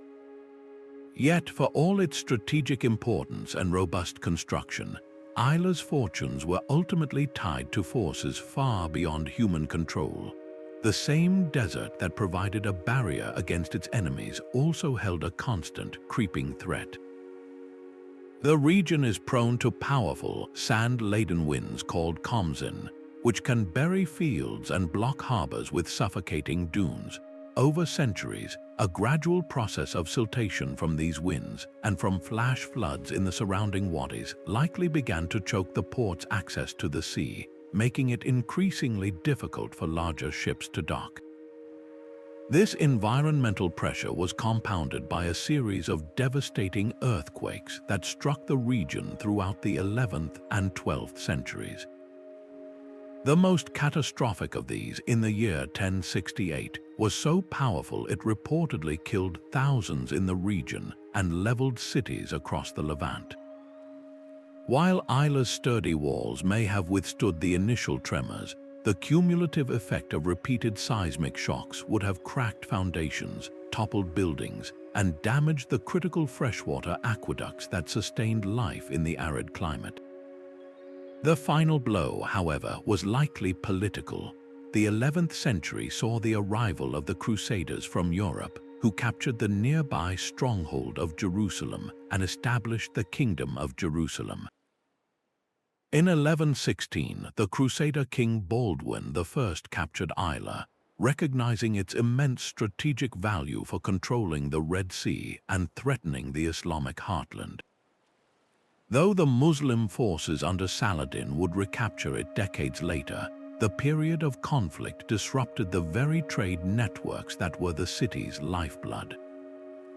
The final abandonment of Isla in the 12th century was not the result of a single event, but a death by 1,000 cuts, the slow strangulation of its harbor by sand, the repeated hammer blows of earthquakes that made rebuilding futile, and the disruption of the peaceful trade routes that had once made it indispensable. The people simply moved a short distance south, establishing a new settlement that would eventually grow into the modern, bustling city of Aqaba, leaving old Isla to be buried and forgotten under centuries of desert sand. For hundreds of years, the exact location of the legendary port was lost, its memory preserved only in ancient texts. That changed in the 1980s when archaeologists, working in collaboration with the Jordanian government, began to excavate an area in the very heart of modern Aqaba. To their astonishment, they began to uncover the tops of the very walls described in the historical records. The modern city had been built directly on top of its ancient predecessor. This created a unique archaeological challenge and opportunity. Unlike sunken cities that require underwater excavation, Isla lay entombed beneath an urban landscape.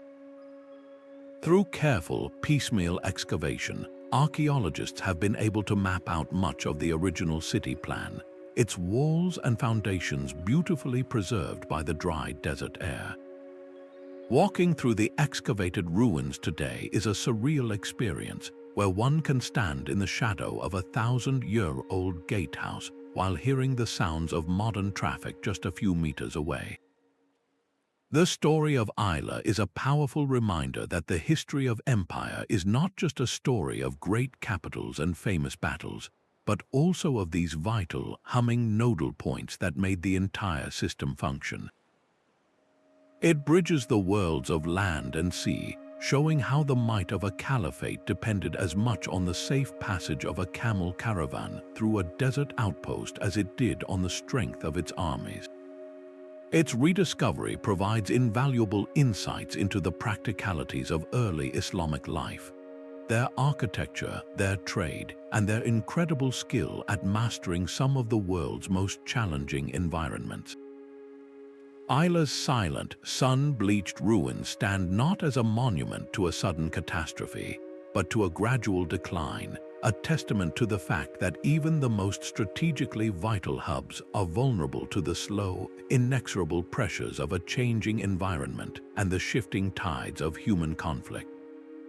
While the ports of the Red Sea buzzed with the energy of pilgrims and the might of empires, another hub on the opposite side of the Arabian Peninsula was quietly forging a different kind of legacy, one built not on conquest or faith, but on the sheer audacity of long-distance sailing. Imagine the shoreline of the Persian Gulf in the 9th century, a place where the desert seems to melt into a turquoise sea. Here, the port of Suraf did not just thrive, it pioneered. This was not a city built on a river delta or a sheltered bay by accident.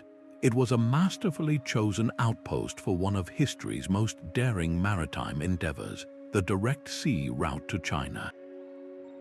While other ports played it safe with coastal hopping and regional trade, Suraf's merchants were true oceanographers, betting their fortunes and their lives on the treacherous, monsoon-driven passage across the open Indian Ocean.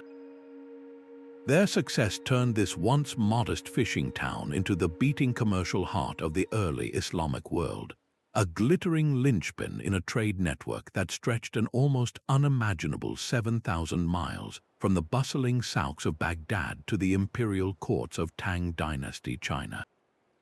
The lifeblood of Suraf was a specific and highly sophisticated type of ship, the Hao. These weren't the small coastal vessels used in the Mediterranean. These were massive, ocean-going freighters, their hulls stitched together with coir rope in a centuries-old technique that gave them the flexibility to ride the mightiest of ocean swells. Their most distinguishing feature was the lateen sail, a tall, triangular rig that could be expertly adjusted to capture the capricious winds of the Indian Ocean.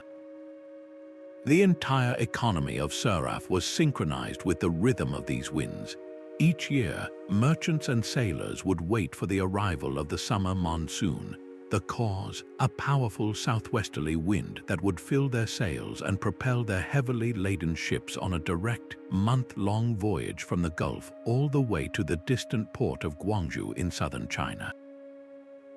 There, they would trade the goods of the West glassware from Syria, dates from Basra, ivory from East Africa, and carpets from Persia, for the silks, porcelain, and lacquer ware of the East.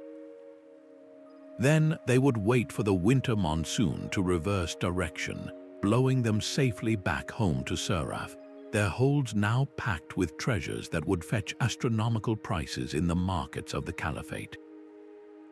This wasn't just trade, it was a meticulously planned annual migration across the open ocean, a testament to human courage and navigational genius. The wealth generated by this high-stakes enterprise transformed Suraf from a port into a phenomenon. The geographer Ibn Hawqal, visiting in the 10th century, described a city of staggering opulence, its skyline dominated by multi-story mansions built for the merchant princes who had conquered the sea route. The sheer density of these lavish homes, often rising 5 or 6 stories high, and featuring intricate plasterwork and ventilated wind towers to catch the desert breeze, spoke of a concentration of private wealth that was almost without parallel in the medieval world. But this prosperity wasn't just for private enjoyment. The city's elite, perhaps seeking divine favor for their perilous voyages or simply displaying their piety, invested heavily in public works. They constructed immense congregational mosques with sprawling courtyards and elegantly carved stone mihrabs pointing the way to Mecca. They built vast, fortified warehouses known as caravanserais, where goods from across the hemisphere could be securely stored, sorted, and taxed. The ruins of these structures, excavated in the 1960s and 70s, still convey a powerful sense of scale and sophistication, revealing a society that had mastered not only the sea but also the art of urban living. Yet, for all its engineered grandeur and maritime prowess, Suraf was built on a foundation that was tragically fragile. The city's location, while perfect for catching the monsoon winds, placed it directly atop one of the most seismically active zones on the planet, where the Arabian tectonic plate grinds against the Eurasian plate. The first major earthquake struck in 977, a catastrophic event recorded by historians that likely caused widespread death and destruction. But the real death knell was a second, even more powerful quake that hit in the 11th century. This tremor was so violent it is believed to have literally lifted the entire coastline, permanently altering the bathymetry of the harbor. The deep water anchorage that could once accommodate the largest ocean-going house was suddenly rendered too shallow, stranding the great fleet that was the source of the city's wealth. The earthquakes also likely damaged the complex underground canal systems that channeled precious freshwater from the mountains, crippling the city's ability to sustain its population. These natural disasters opened the door for a ruthless competitor. As Suraf struggled to recover from the seismic blows, a new power was rising at the mouth of the Persian Gulf, the port of Hormuz. Strategically positioned on an island, Hormuz was naturally easier to defend from land-based attacks and, crucially, was less vulnerable to the siltation that was beginning to plague other Gulf ports. The rulers of Hormuz actively courted the merchants who were fleeing the broken infrastructure of Suraf, offering them security and modern facilities. The shift was decisive. The trade routes, that delicate and fickle web of commerce, simply rerouted themselves around the wounded giant. The great merchants packed up their networks, their contacts, and their capital, and moved their operations to the new hub. Suraf's economy, so specialized and dependent on this single industry, collapsed with breathtaking speed. Within a generation or two, the once bustling metropolis was largely abandoned, its grand mansions left to the desert winds and its silent warehouses standing as stark monuments to the fleeting nature of maritime supremacy. The story of Suraf is a powerful lesson in the complex interplay of environmental and economic forces. It shows that a port's success is never guaranteed, no matter how ingenious its sailors or how wealthy its merchants. It can be undone by the sudden, indifferent violence of the earth itself, and that physical damage can trigger an economic chain reaction from which there is no recovery. The city's magnificent ruins, with their intricate carvings and vast foundations, are more than just an archaeological site. They are a poignant reminder of the countless other hubs and routes that facilitated global exchange outside of the well-trodden paths of the Mediterranean and the European Atlantic. Suraf encourages us to look beyond the familiar maps and to appreciate the daring of those who sailed the monsoon winds, connecting continents and cultures long before the age of European exploration, and whose legacy now lies half buried in the sand, waiting to tell its story. Yet the city's most poignant and enduring symbol is neither a warehouse nor a fortification, but a structure built for love and eternity. Rising from the edge of the ruins is the majestic Bibi Mariam Mausoleum, a solitary dome of pale stone that has defied both earthquakes and centuries. According to local law, it was built by the city's ruler, Baha al-Din Ayaz, as the final resting place for his beloved wife, Mariam. This wasn't just a tomb, it was a monumental declaration of devotion, an architectural masterpiece featuring intricate stucco work, a beautifully proportioned dome, and an interior that once shimmered with Persian tiles. For sailors approaching the battered coast, the sight of that lone, graceful dome standing sentinel over the desolation must have been a hauntingly beautiful and sorrowful sight, a single note of enduring love in a symphony of ruin.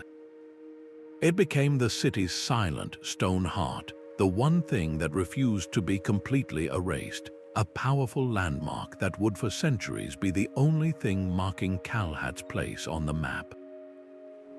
The final, humiliating chapter in Kalhat's story was written not by the Earth, but by the ambitions of a new European power arriving in the Indian Ocean. In the early 16th century, the Portuguese, under the command of Afonso de Albuquerque, burst into the region with a fleet of heavily armed caravels, intent on seizing control of the lucrative spice trade by any means necessary. For a wounded and depopulated city like Kalhat, already struggling to survive, the Portuguese were not conquerors but executioners, seeing no economic or strategic value in propping up the ruined port.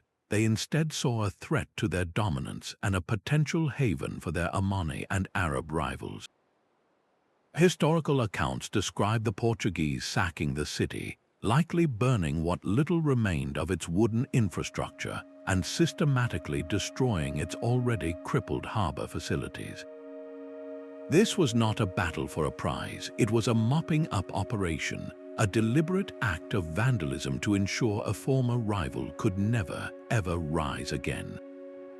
The attack severed Kalhat's last, tenuous connection to the maritime networks it had helped build, delivering the final, mortal blow to a community that was already on its knees. What remained was a ghost, a skeleton of a city slowly being reclaimed by the sun-baked earth. For hundreds of years, Kalhat faded into obscurity, known only to local fishermen and a handful of historians who read of its past glory in ancient texts.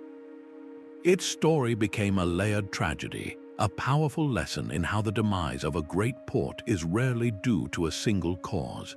Instead, it is often a devastating cascade, a natural disaster that weakens the physical infrastructure, followed by an economic collapse as trade reroutes to more stable harbors, and finally, sealed by the violence of human conflict that preys on that vulnerability.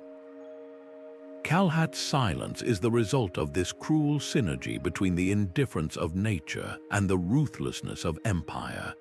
Recognizing this profound significance, UNESCO inscribed the archaeological site of Kalhat as a World Heritage Site in 2018. This designation is far more than an honorary title. It is a lifeline. It marks a global commitment to preserving the memory of this pivotal place, protecting its fragile remains from further encroachment and looting. Archaeologists now carefully sift through the soil, not to find great treasures, but to piece together the daily life of the city, to understand the homes of its merchants, the tools of its sailors, and the vibrant culture that once thrived there. The Bibi Mariam Mausoleum, once a lonely monument to personal loss, now stands as a symbol of cultural resilience, its preservation a promise to future generations that the story of this lost gateway will not be forgotten. The tale of Kalhat is a solemn reminder that the routes of empire are paved with the ghosts of the hubs that made them possible, and that even in silence, these places have powerful lessons to teach us about the fragility of our own interconnected world. Deep within the dense, tangled coastal forests of Kenya, a short distance from the modern tourist beaches of Malindi, lies a place that shatters every stereotype of pre-colonial Africa. This is Jeddah, a hauntingly beautiful ruin of a once thriving Swahili port city, its silent stone streets and crumbling palaces whispering secrets of a sophisticated, cosmopolitan world that most history books have completely overlooked. For over 400 years, from the 13th to the 17th centuries, Jeddah was not an isolated outpost but a vibrant and wealthy node in a vast Indian Ocean trading network that stretched from the Great Zimbabwe Plateau in the south all the way to the imperial courts of China in the east. This was no simple village of mud huts. It was a planned urban center of stone, a testament to the power and elegance of the Swahili civilization that dominated the East African coast. The first thing that strikes you about Djedih is its sense of order, a deliberate design that speaks of a highly organized society. The city was divided into two distinct sections separated by an inner wall. The larger area housed the common citizens, with the foundations of countless simple coral rag houses clustered together along narrow, winding alleyways. But it is the stone town, the inner sanctum, that reveals Djedih's true grandeur and complexity. Here, the elite lived in multi-story mansions, their walls still standing tall enough to show the outlines of separate living quarters, sunken courts, and indoor plumbing. The absolute pinnacle of this luxury was the palace, a vast complex with multiple courtyards, a dedicated audience hall, and private apartments that would have been furnished with imported Chinese celadon and Persian carpets. The sheer scale and sophistication of this architecture force a complete rethinking of what an African urban center could achieve long before European colonizers ever set foot on the continent. The wealth that built these grand homes did not come from the local forests alone. Djedih was a crucial engine in a global economic machine. Its merchants acted as middlemen in a lucrative triangular trade. From the African interior, caravans would arrive laden with the continent's most sought-after commodities, gleaming gold nuggets from the mines of Great Zimbabwe, heavy tusks of ivory, and precious hardwoods like ebony and sandalwood. At Djedih's docks, these raw treasures were loaded onto the massive lateen-sailed D, house of Arab and Persian traders. In return, those same ships offloaded an astonishing array of luxury goods from across the ocean, shimmering silks and fine ceramics from China, colorful glass beads from India, and gleaming brass and copperware from the Gulf. Djedih was not on the periphery of the world. It was at the very center of a maritime Silk Road, a place where Africa met Asia and the world's wealth changed hands. This cosmopolitan identity is etched into the very stones of the city. At its heart stands the Great Mosque, an elegant structure that was expanded multiple times to accommodate a growing population, its mihrab still perfectly oriented towards Mecca.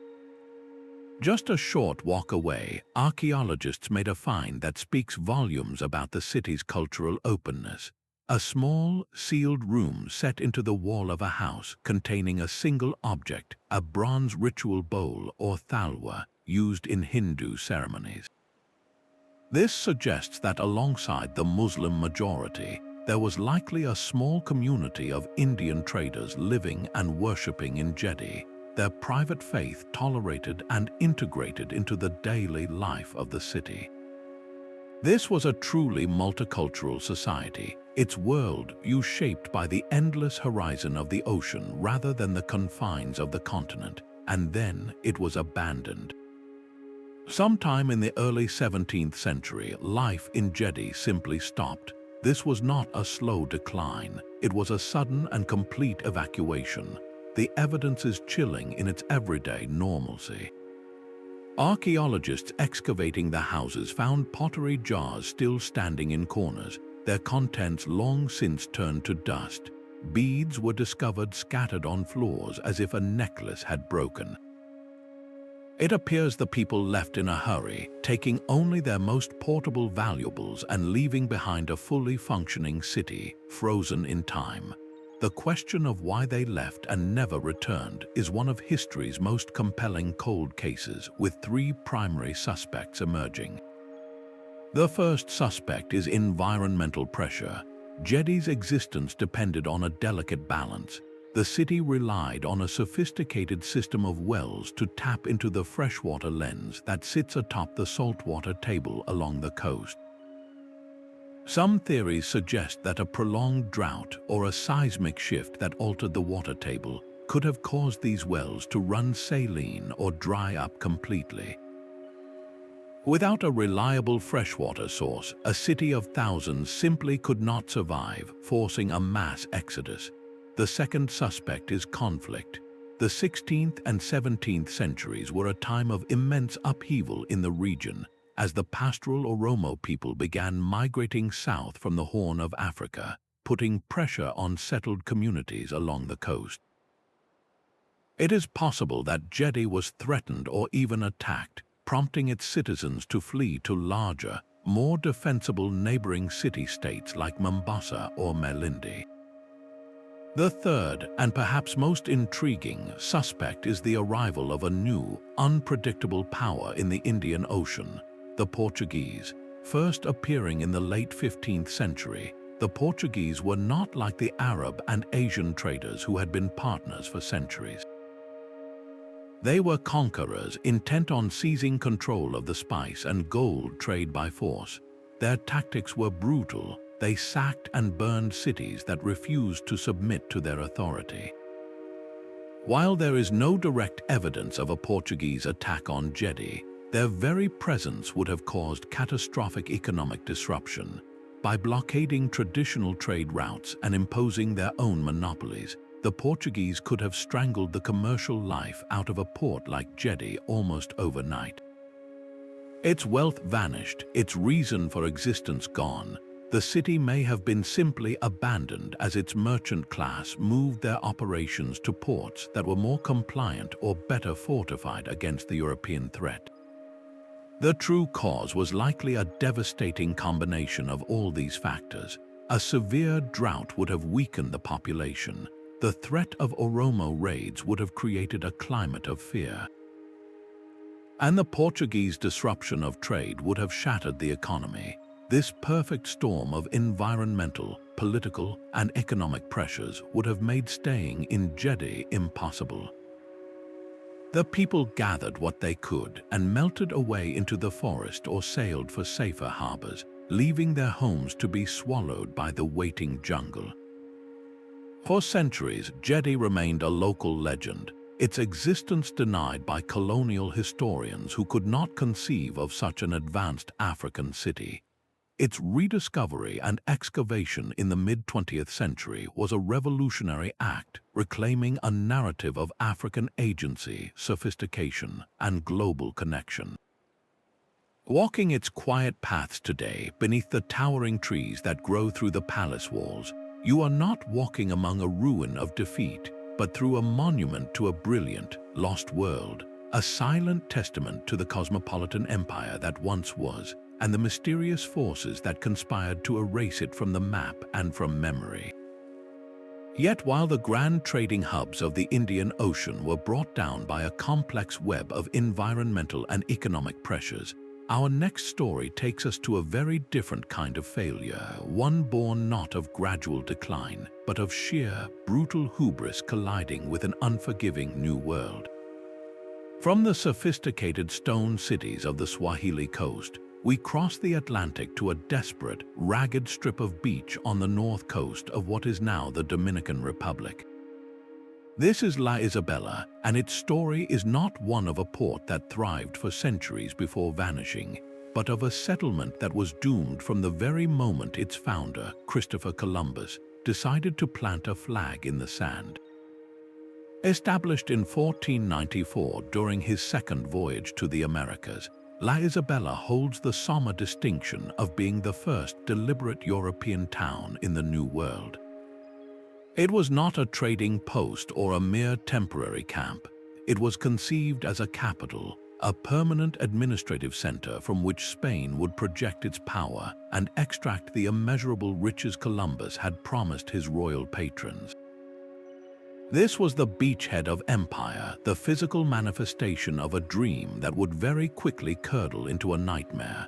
The fleet that arrived to establish this bold new venture was a stark contrast to the 3 small ships of the first voyage. This time, Columbus commanded 17 vessels, a veritable armada carrying over 1,500 people. but look closely at the passenger manifest, and you begin to see the cracks in the grand plan. This was not a cross-section of a healthy society setting out to build a new community. Alongside the necessary sailors and soldiers were a large number of gentlemen adventurers, hidalgos who expected to be served rather than to serve, and who believed gold would simply be gathered from the riverbeds like stones. Most disastrously, the fleet also included a contingent of convicted criminals who had been offered a pardon in exchange for embarking on this perilous journey. This was not a group selected for their resilience, farming skills, or communal spirit. It was a collection of fortune seekers and desperate souls, utterly unprepared for the harsh reality that awaited them. That reality was immediately and devastatingly clear. The chosen site was quite simply terrible. Located on a remote, windswept bay with no protected deep water harbor, the ships had to anchor precariously offshore. The land itself was infertile and poorly suited for the European crops they had brought. Most catastrophically, the settlement was placed far from any reliable source of fresh water. The colonists were forced to drink from a brackish river that quickly became contaminated with human waste, a fatal error that would seal the fate of hundreds. The grandly named structures, a stone storehouse, a church, the admiral's own house, were hastily built from local limestone and coral, but they provided little comfort against the tropical rains, the oppressive heat, and the gnawing hunger that soon set in. The dream of easy gold evaporated almost instantly. Instead of the promised palaces of the great Khan, they found a landscape that was beautiful but unforgiving. Instead of compliant subjects eager to trade, they encountered the Taino people, who were initially friendly but grew increasingly hostile as the Spanish demands for food and labor became more oppressive.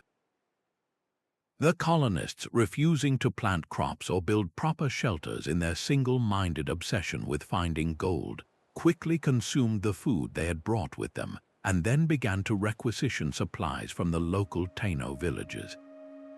This unsustainable practice quickly burned through the local goodwill and resources, leading to violent raids and retaliations that further isolated the vulnerable settlement. The Spanish, in their heavy armor and with their superior weapons, may have won skirmishes, but they were losing the war of attrition against an environment and a culture they fatally misunderstood. Then the sickness came. The contaminated water source became a breeding ground for dysentery and typhoid fever. Crowded together in unsanitary conditions, weakened by malnutrition and tropical diseases for which they had no immunity, the colonists began to die in horrifying numbers. Within the first year, a third of the population was gone. The graveyard excavated by archaeologists tells a grim tale. The skeletons show signs of severe malnutrition, scurvy, and the physical stress of hard labor. This was not the glorious conquest they had been promised. It was a slow, agonizing collapse. The final blow was a direct attack on the settlement itself. In 1495, a coalition of Taino caciques, led by the formidable Manichaetecs, launched a coordinated assault on La Isabela. Though the Spanish eventually repelled it, the attack demonstrated their profound vulnerability and shattered any remaining illusion of control or security. By 1498, just 4 years after its triumphant founding, La Isabela was abandoned. The few hundred survivors, ragged and demoralized, loaded what little remained onto ships and sailed along the coast to the newly founded settlement of Santo Domingo, which offered a far better harbor and a more strategic location. They left behind their stone buildings, their broken dreams, and the graves of their comrades. The jungle quickly moved in to reclaim the land, and La Isabela faded into legend, its exact location debated by historians for centuries. It wasn't until the 1980s that archaeological excavations began to peel back the layers of soil and myth, revealing the stark, simple foundations of the first European attempt to plant a permanent colony in the Americas. The story of La Isabella is therefore far more than a tale of a failed settlement. It is a profound and early lesson in the catastrophic gap between imperial ambition and on-the-ground reality. It symbolizes the immense human cost of that ambition, paid not by kings and queens in distant courts, but by the common soldiers, the convicts, and the indigenous people whose world was brutally upended. Its ruins stand not as a monument to discovery, but to desperation, a stark reminder that the age of exploration was also, from its very first chapter, an age of profound suffering, cultural arrogance, and ecological misunderstanding. La Isabella's rapid rise and fall set a pattern that would be repeated across the Americas for the next century. The tragic collision of two worlds, resulting in disease, starvation, violence, and the ultimate fragility of even the most grandiose imperial designs when confronted with the stubborn, complex truth of a new world. But the very openness and prosperity that made Dunwich so successful also made it a fatally tempting target. The late 8th and 9th centuries saw the arrival of a new, terrifying force on the English coastline, the Vikings. These Scandinavian raiders, in their swift, shallow-draft longships, were the ultimate predators of undefended coastal and riverine settlements. A trading port like Dunwich, stretched out along the river with its warehouses full of valuable goods and no significant walls to speak of, was practically an invitation for plunder. Historical records such as the Anglo-Saxon Chronicle document repeated Viking assaults on the general area, and it is almost certain that Dunwich suffered multiple raids. Each attack would have been a devastating blow, not just in the immediate loss of life and loot, but in the erosion of confidence among the merchant community.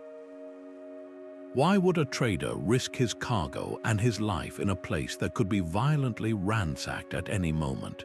The economic logic that had built Dunwich was being systematically dismantled by the axe and the torch. Faced with this existential threat, the rulers of the Saxon kingdom of Wessex made a momentous and strategic decision. They would not try to defend the indefensible. Instead, they would abandon Dunwich entirely and fall back to the one place that offered a chance of protection: the skeletal, crumbling Roman-walled city just 2 miles to the east. This place, known as Lundenburg, was a ghost of its former self, a largely empty shell of ancient stonework surrounding a small, dilapidated community. But those high, thick walls, built by a vanished empire, were the key to survival. In a deliberate and organized policy of urban refortification, King Alfred the Great and his successors encouraged, or likely commanded, the population and merchants of Dunwich to relocate within the safety of the old Roman defenses. This was not a gentle suggestion. It was a matter of strategic necessity for the defense of the entire kingdom. The migration that followed was one of the most significant acts of urban replanning in British history. Over a relatively short period in the 9th century, the vibrant life of Dunwich was drained away. The wharves fell silent, the market stalls were dismantled, and the homes were left empty. The people packed up their skills, their trades, and their networks and moved east behind the massive gates of the Roman wall. Inside Dunwich, they rebuilt their world from the ground up. They constructed new wharves along the Thames, now protected by the city wall. They laid out a new street grid, traces of which can still be seen in the modern city of London's layout, with names like Cheapside from the Old English for market, marking the site of the new commercial heart.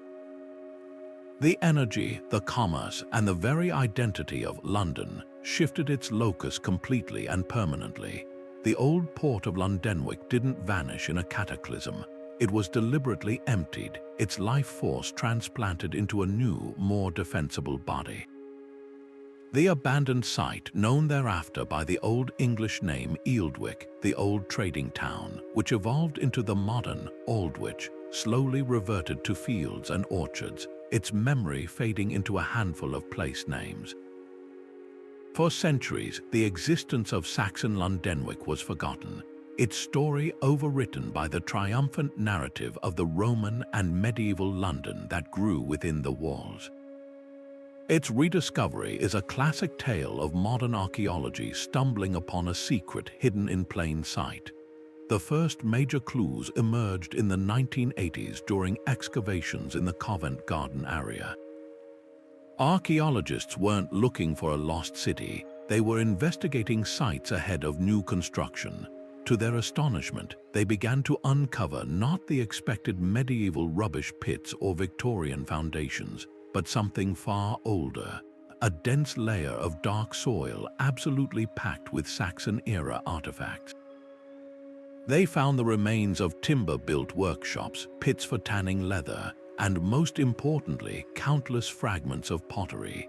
Not just any pottery, but a specific type of imported ware known as Ipswich ware, and even fragments of fine French glass and amber from the Baltic. This was the material proof of a major trading center.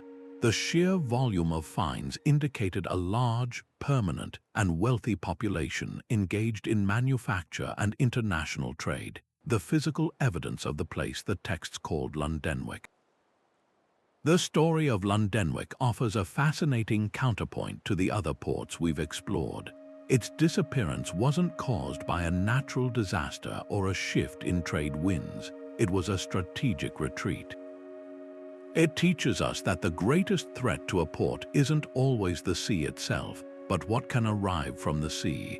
In the face of a new, violent form of connectivity, Viking raids, the entire economic apparatus of a city could be picked up and moved to a safer location.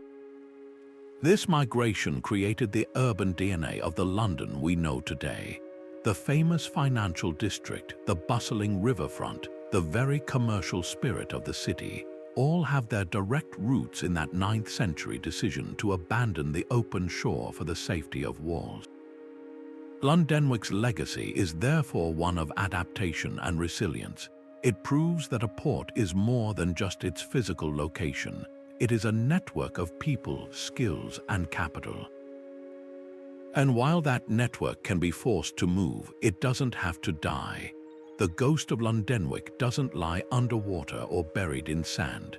It lives on in the vibrant, relentless energy of modern London, a constant reminder that sometimes the only way to save a city is to have the courage to leave it behind. From the well-documented streets of Saxon Dunwich, we now venture into the realm of pure, tantalizing mystery, a place where history and legend are so intricately woven together that they become impossible to separate. Our journey takes us to the sun-baked landscapes of southern Spain, to the banks of the legendary Guadalquivir River, and into the heart of one of archaeology's most enduring and enchanting puzzles, the lost civilization of Tartessos. Unlike the ports we have explored thus far, Tartessos is unique. We are not looking for the ruins of a city. We are searching for an entire culture, a powerful, wealthy kingdom that the ancient Greeks wrote about with a sense of awe, only to have it vanish so completely that many wondered if it had ever existed at all outside of poetic imagination. The classical sources that mention Tartessos are few, but they are incredibly vivid, painting a picture of a land of almost unimaginable splendor. The Greek historian Herodotus, writing in the 5th century BC, tells of a fabulously wealthy king of Tartessos named Arganthonios, whose name literally means silver man, and who is said to have ruled for an incredible 120 years. He describes a kingdom so rich in precious metals that its inhabitants crafted anchors, wine jars, and even household utensils from solid silver. Other Greek writers, like the poet Strabo, placed Tartessos beyond the Pillars of Hercules, what we now call the Strait of Gibraltar, in the region of modern Andalusia. They spoke of it as a vital trading partner, a source of tin, silver, and gold that fueled the burgeoning economies of the Mediterranean. For the ancient Greeks, Tartessos was the ultimate faraway land of riches. a real-world El Dorado that existed at the very edge of their known world, a place where myth and reality seemed to converge. This tantalizing literary picture is given profound credence by a very real archaeological discovery that shook the world in 1958. In the town of Carambolo, just outside Seville, construction workers stumbled upon a breathtaking treasure. Buried in a ceramic vessel was a hoard of 21 pieces of exquisite gold jewelry, elaborate bracelets, a magnificent necklace, and a ceremonial chest plate, all crafted with stunning skill in a distinct orientalizing style. The Carambolo treasure did not look like anything typically Phoenician or Greek. It was something entirely unique. To many scholars, this was not merely a hidden cache. It was the first tangible, glittering proof of the Tartessian culture described in the text. Here was the silver and gold of King Arganthonios, not in legend but in physical form, evidence of a sophisticated society with incredibly skilled artisans and access to immense mineral wealth. The discovery transformed Tartessos from a mere myth into a historical probability, an advanced civilization that had thrived in the Iberian Peninsula between the 9th and 6th centuries BC. The prevailing theory among historians is that Tartessos was not an isolated phenomenon, but a brilliant product of cultural fusion. It is believed to have been the name given by the Greeks to the first organized kingdom in the Iberian Peninsula, likely formed by the native Iberian people who came into intense contact with Phoenician colonists from the eastern Mediterranean. The Phoenicians, those master mariners and traders, established colonies like Gadir, modern-day Cadiz, on the Andalusian coast around 1100 BCE. They were drawn by the legendary mineral riches of the region, particularly the silver mines of the Rio Tinto, which had been worked since the Bronze Age. The native Tartessians, in this view, were not passive recipients. They were active partners, leveraging their control over the inland metal sources to engage in a lucrative exchange. They traded their raw silver and gold for luxury goods, advanced technology, and new ideas from the Phoenicians, including the alphabet, which they adapted into their own unique Tartessian script. This symbiotic relationship created a powerful, hybrid culture that grew wealthy and sophisticated, controlling the vital trade routes that brought Atlantic metals into the Mediterranean world. And then, around the 6th century BC, this thriving civilization suddenly disappears from the historical record. The flow of Tartessian artifacts stops. The references in Greek texts dry up. It is as if a vibrant, powerful signal simply goes silent. The question of what happened to them is the central mystery that drives the search. Several theories have been proposed, each more compelling than the last. One suggests a catastrophic natural disaster. The Tartessian heartland was a vast, fertile marshland known as the Liquefaction Lake, formed by the flooding of the Guadalquivir River. A massive tsunami or a series of powerful earthquakes, perhaps triggered by seismic activity along the Azores-Gibraltar fault line, could have shattered this delicate ecosystem, flooding the low-lying settlements and farmlands and rendering them uninhabitable. The very rivers that gave them life could have risen up to destroy them. Another theory points to economic and political collapse. The Tartessian economy was fundamentally tied to the metal trade. If the easily accessible surface deposits of silver and tin began to run out, or if new, cheaper sources were found elsewhere in the Mediterranean, their economic power would have evaporated overnight. Furthermore, the fall of their main trading partner, the Phoenician city of Tyre, to the Babylonian king Nebuchadnezzar in 573 BCE, would have severed a critical commercial link, isolating Tartessos and cutting it off from its markets. This could have led to internal strife, a breakdown of their political structure, and a gradual abandonment of their urban centers. Some archaeologists even suggest that the culture didn't truly vanish, but was simply absorbed and transformed by incoming Celtic peoples from the north, losing its distinct identity over time and fading into the broader cultural tapestry of Iberia.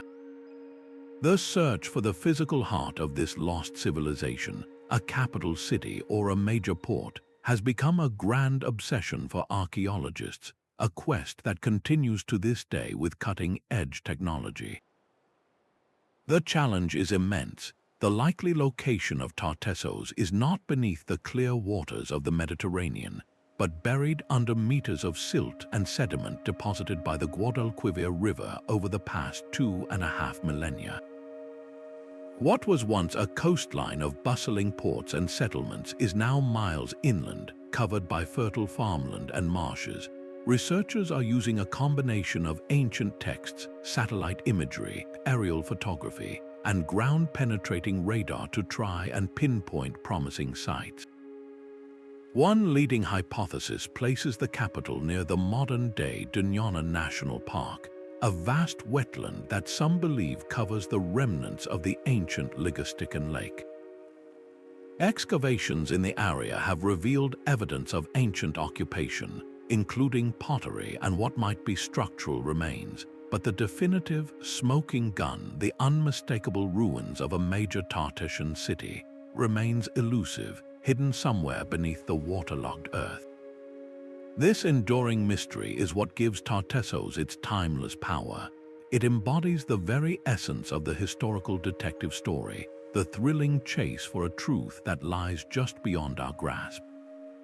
It represents the powerful human desire to prove that our oldest stories are more than just fiction, that behind every legend there lies a kernel of historical reality waiting to be unearthed. The ghost of Tartessos challenges us to keep looking, to keep questioning, and to remember that our understanding of the past is never complete. It stands as a permanent reminder that history is not just written in books, it is also buried in the earth, waiting for the right combination of curiosity, persistence, and technology to bring it back into the light, offering us a glimpse of a forgotten world that once traded silver for history and vanished, leaving behind only a golden echo and an eternal question. While the legendary wealth of Tartessos remains shrouded in the mists of river silt and time, our next port offers a story written in the far clearer, sun-drenched waters of the Aegean Sea. Here, off the coast of modern-day Turkey, lies the story of Cain, a place where the grand, sweeping narratives of Greek history, of epic naval battles, and the clash of empires collide with the raw, unpredictable power of the very earth beneath our feet. Unlike the gradual silting that buried Tartessos or the economic shifts that stranded other ports, Cain's disappearance was a dramatic geological event, a sudden and permanent submergence that transformed a strategic naval stronghold into an underwater archaeological park, preserving a snapshot of classical warfare and trade in its final, sunken moments. To understand Cain's importance, we must place ourselves in the midst of one of the ancient world's most devastating conflicts, the Peloponnesian War. This was not a single battle but a decades-long struggle for supremacy between the two superpowers of the Greek world, the maritime empire of Athens and the formidable land power of Sparta. Control of the sea lanes was not just an advantage for Athens, it was a matter of survival. Their wealth, their food supply, and their ability to project power all depended on their legendary fleet of triremes. And this is where Cain enters the story. Located on a small island in the Aegean Sea, just off the coast of Asia Minor, Cain was perfectly positioned to serve as a vital naval base. It offered a protected harbor where ships could be beached for repairs, crews could rest and resupply with fresh water and food, and squadrons could rendezvous before launching operations against enemy coastlines. During the pivotal Athenian siege of the rebellious city of Mytilene, Cain served as a crucial forward operating base, a hub of frantic activity where the gears of war were constantly turning. The fate of Cain is a powerful testament to the fact that the geography of the ancient world was not a fixed stage upon which history unfolded, but a dynamic and often volatile participant in the drama. The coastline of the eastern Aegean is a complex geological jigsaw puzzle shaped by the immense forces of the North Anatolian Fault. This is one of the most seismically active regions on Earth, where the Eurasian and Anatolian tectonic plates grind against each other, storing up immense energy that is released in sudden, catastrophic earthquakes. For the inhabitants of Cain, tremors would have been a fact of life, but at some point, likely in the 2nd century BCE, the strain became too great. The ground didn't just shake, it fundamentally gave way. A large section of the island, including the part containing the city's vital harbor and its infrastructure, underwent what geologists call co-seismic subsidence. In simple terms, the land simply dropped catastrophically and permanently below sea level. The water didn't rush in like a tsunami. The land itself retreated beneath the waves, swallowing the port facilities, the warehouses, and the streets in a matter of hours or days. The strategic harbor that had once sheltered warships was now itself submerged, its usefulness drowned along with it. For centuries, Cain's exact location was a subject of debate among historians. Ancient texts mentioned it, but the landscape had changed too much. The key to solving the mystery lay not in dusty scrolls, but in the clear blue water itself. The breakthrough came when a team of archaeologists and geologists began to connect the dots between historical accounts and the clear physical evidence on the seafloor. Using sonar surveys and underwater reconnaissance, they discovered the unmistakable outlines of a sunken city.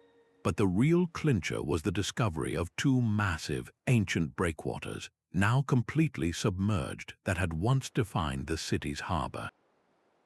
These were not natural rock formations, they were human-made structures, precisely where the ancient sources suggested Cain should be. The lost port had been found, not buried under farmland, but lying in plain sight beneath the waves, a silent witness to the tectonic forces that had claimed it. The submerged ruins of Cain are a time capsule from the height of classical Greek naval power. Underwater archaeologists surveying the site have found the sorts of artifacts that bring the daily reality of a naval base to life. They've recovered ancient pottery, including amphoras that once held the wine, oil, and water that sustained the rowers and marines.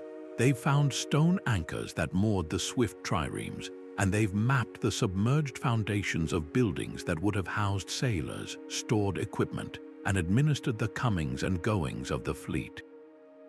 Each artifact helps historians piece together the logistical nightmare of maintaining a navy in the ancient world, a constant struggle of supply and repair that could determine the outcome of a war as surely as any general's tactics.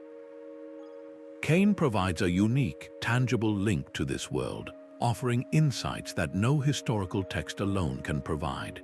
The story of Cain adds a crucial and often overlooked layer to our understanding of Greek history. We often focus on the great personalities Pericles, Alcibiades, Lysander, and their strategic decisions, but Cain reminds us that these human plans were always at the mercy of the environment. A general could plot the perfect campaign, but he couldn't command a fault line not to slip. The sudden loss of a key naval base like Cain to a geological event would have sent shockwaves through a military command, forcing rapid, desperate changes in strategy and potentially altering the course of a conflict. It underscores the fact that the ancient world was a place of profound instability, where the very ground could literally disappear from under your feet.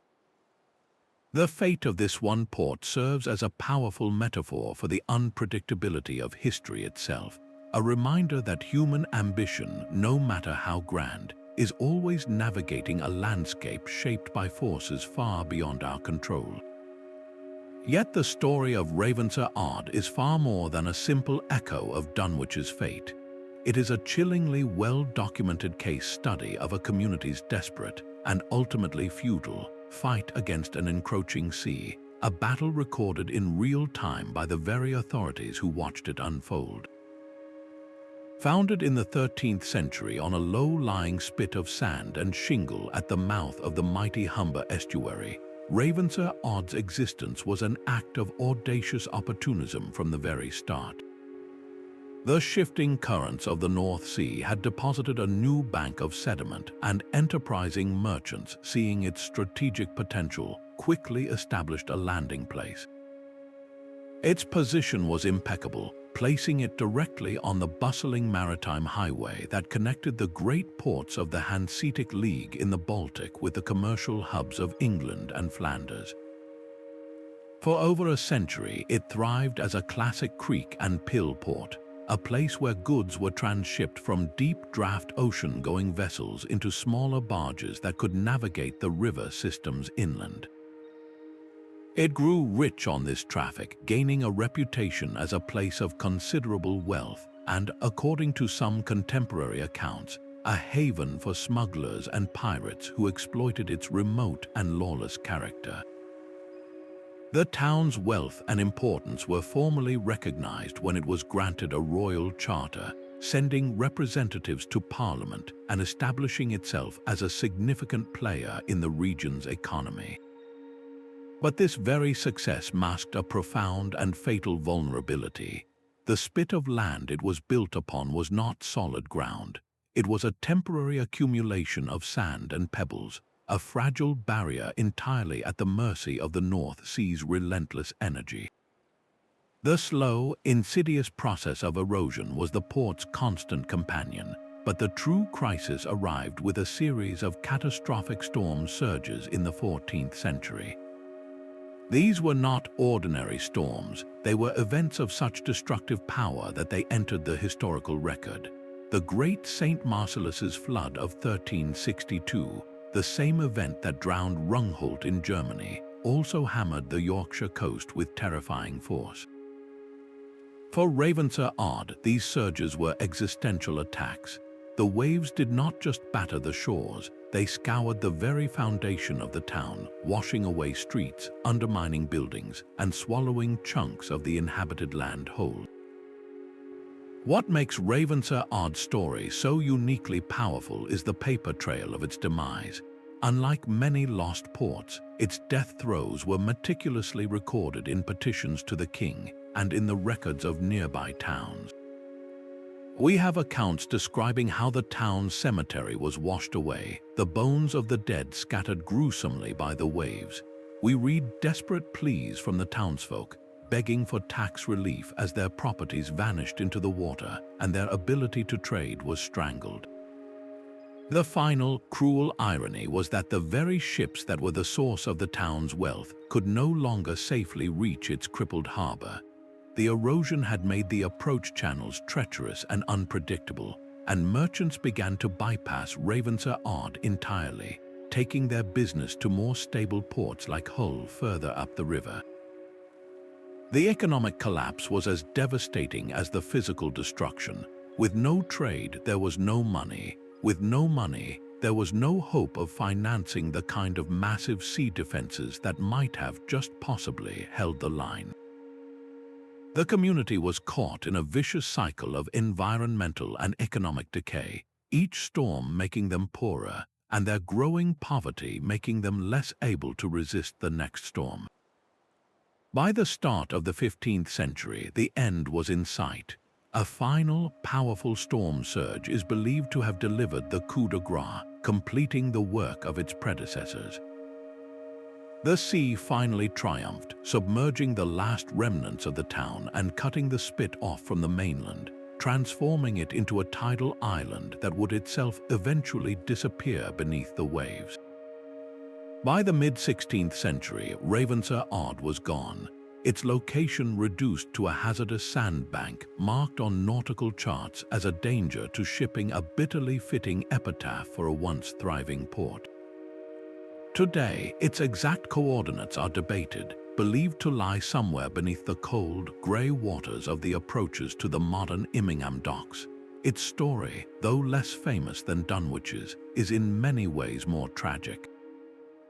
It is a stark, administrative record of a community's decline, a slow-motion disaster witnessed and documented but ultimately unstoppable, a powerful and timeless lesson in the economic fragility of human settlements when the environment upon which they depend decides to reclaim its own.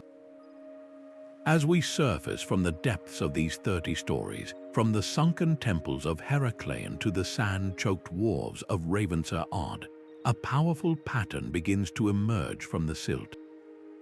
These are not just isolated tales of tragedy and ruin.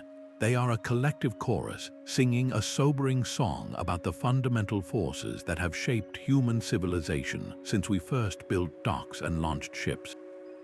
The first and perhaps most humbling lesson is the undeniable and often brutal interplay between human ambition and the natural world. We see it in the way the Minoans of Akrotiri, for all their artistic sophistication and seismic engineering, were ultimately powerless against the apocalyptic fury of the Thera volcano. We see it in the patient, inexorable erosion that consumed Dunwich and Seefting, where the sea conducted a siege measured not in years but in centuries. These ports stand as permanent monuments to a simple, sobering truth. We can build, we can innovate, and we can dominate trade routes, but we are always building on a planet that is dynamic, volatile, and ultimately indifferent to our designs. Our greatest cities are temporary arrangements, their leases subject to revocation by earthquake, wave, or the slow, silent rise of the sea. This dance with nature is intimately tied to a second, equally powerful theme: the breathtaking fragility of the economic systems we construct. A port is not merely a collection of buildings by the water. It is a single, vital node in a vast global web of value and exchange. The story of Suraf is a perfect testament to this. Its entire existence was predicated on a highly specialized and incredibly daring trade route to China.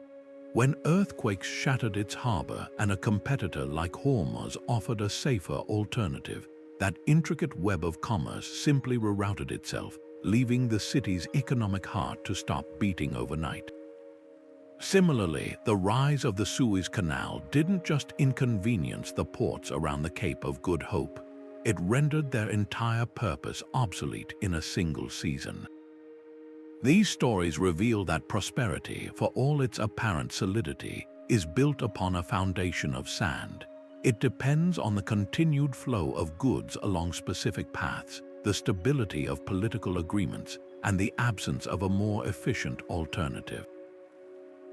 When that flow is disrupted by a new technology, a shift in political power, or a better harbor, the wealth can evaporate with a speed that is as stunning as any natural disaster. And yet, for all this talk of fragility and disappearance, there is a countervailing theme that runs just as deep: the profound and stubborn resilience of cultural memory. A city can be buried under volcanic ash, swallowed by the sea, or abandoned to the desert, but its story has a way of persisting. The legend of Vineta, a cautionary tale of divine punishment, kept the memory of a real Slavic trading hub alive for centuries after its actual location was forgotten. The rediscovery of Thonis-Heracleion, a city that faded into myth for over a millennium, proves that even the most complete erasure is not always permanent. This is the ghost in the ghost routes, the lingering echo of a place that continues to haunt our imagination, our folklore, and our art long after its last stone has been submerged. This cultural memory is a form of immortality.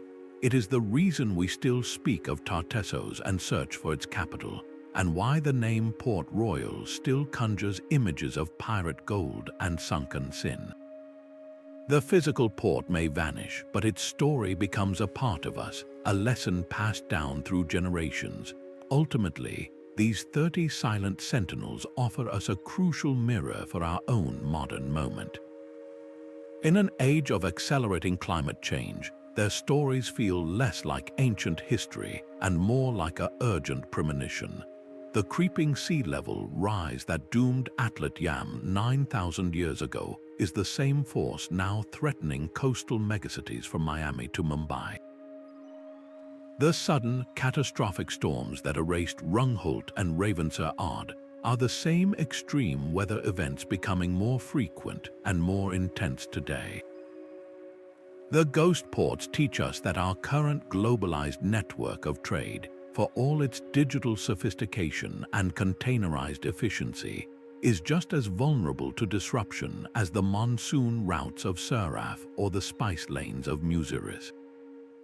A hurricane in the South China Sea can disrupt supply chains worldwide.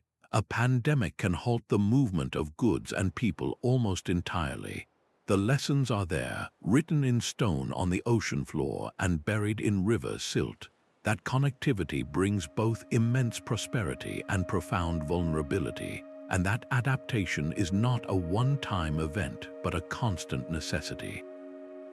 But perhaps the most important lesson they offer is not one of warning but of inspiration. The same human drive that built these ports, the insatiable curiosity to see what's over the horizon, the ambition to connect with others, and the ingenuity to overcome immense obstacles, is the very thing that now seeks to understand their fate. The archaeologists diving in the murky waters of the Gulf of Cambay, the scientists taking core samples from the North Sea, and the historians piecing together ancient manifests are all heirs to that same exploratory spirit. The story of these lost ports does not end with their disappearance. It continues in our relentless effort to find them, to understand them, and to learn from them. They remind us that our history is layered, often literally buried beneath our feet or hidden beneath the waves, and that each discovery adds a new piece to the grand, unfinished puzzle of who we are. They are a testament to the fact that while empires rise and fall, and ports flourish and vanish, the human desire to explore, to connect, and to remember is itself the most enduring force of all. From the sunken temples of Heracleion to the sand-choked wharves of Ravenseur, the silent stories of these 30 vanished ports converge on a single, humbling truth. Human ambition is a powerful but fleeting force against the patient, immense power of nature and the unpredictable tides of history. These were not just towns, they were the pulsating hearts of global networks, the crossroads where cultures fused and fortunes were made, each one a testament to our relentless drive to connect, to trade, and to build. Yet their fate sealed by earthquake, wave, economic shift, or human conflict remind us that nothing we construct is ever truly permanent. The very forces that give a port life, the sea that brings its wealth, the earth that provides its foundation, the trade routes that define its purpose can, in time, become the instruments of its erasure. But this is not a story of mere loss. The legacy of these ghost ports endures, far more resilient than the stone from which they were built. It lives on in the legends whispered for centuries, like the bells of Rungholt said to toll beneath the waves.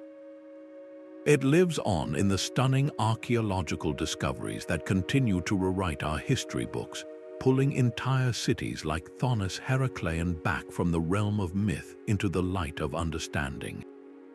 Most importantly, their legacy lives on in the profound lessons they offer us today. In an era of rising seas and climate uncertainty, the slow-motion tragedy of Dunwich or the sudden submergence of Port Royal feel less like ancient history and more like urgent parables. They teach us about the fragility of our own coastal megacities and the global supply chains that are the lifeblood of our modern world. They show us that economic prosperity, for all its apparent solidity, is built on a foundation that can shift as suddenly as a trade route or as slowly as a silted harbor. As we close this journey tracing the ghost routes of empire, I invite you to carry these echoes of the past with you. Let them inspire a deeper curiosity about the hidden histories that surround us, both on land and beneath the waves. Let them encourage a more profound respect for the cultural heritage we strive to preserve, understanding that every ruin has a story to tell about human ingenuity, resilience, and sometimes hubris. And perhaps most crucially, let these tales challenge us to build a more sustainable and adaptable future, one that learns from the vulnerabilities of the past. If this voyage through time has captivated your imagination, please share your own thoughts in the comments below. Which of these lost ports resonated most with you, and what do you think their greatest lesson for us is today? For more explorations into the world's greatest historical mysteries, be sure to like this video and subscribe to the channel. Thank you so much for joining me on this incredible journey. Until our next adventure, keep listening for the echoes of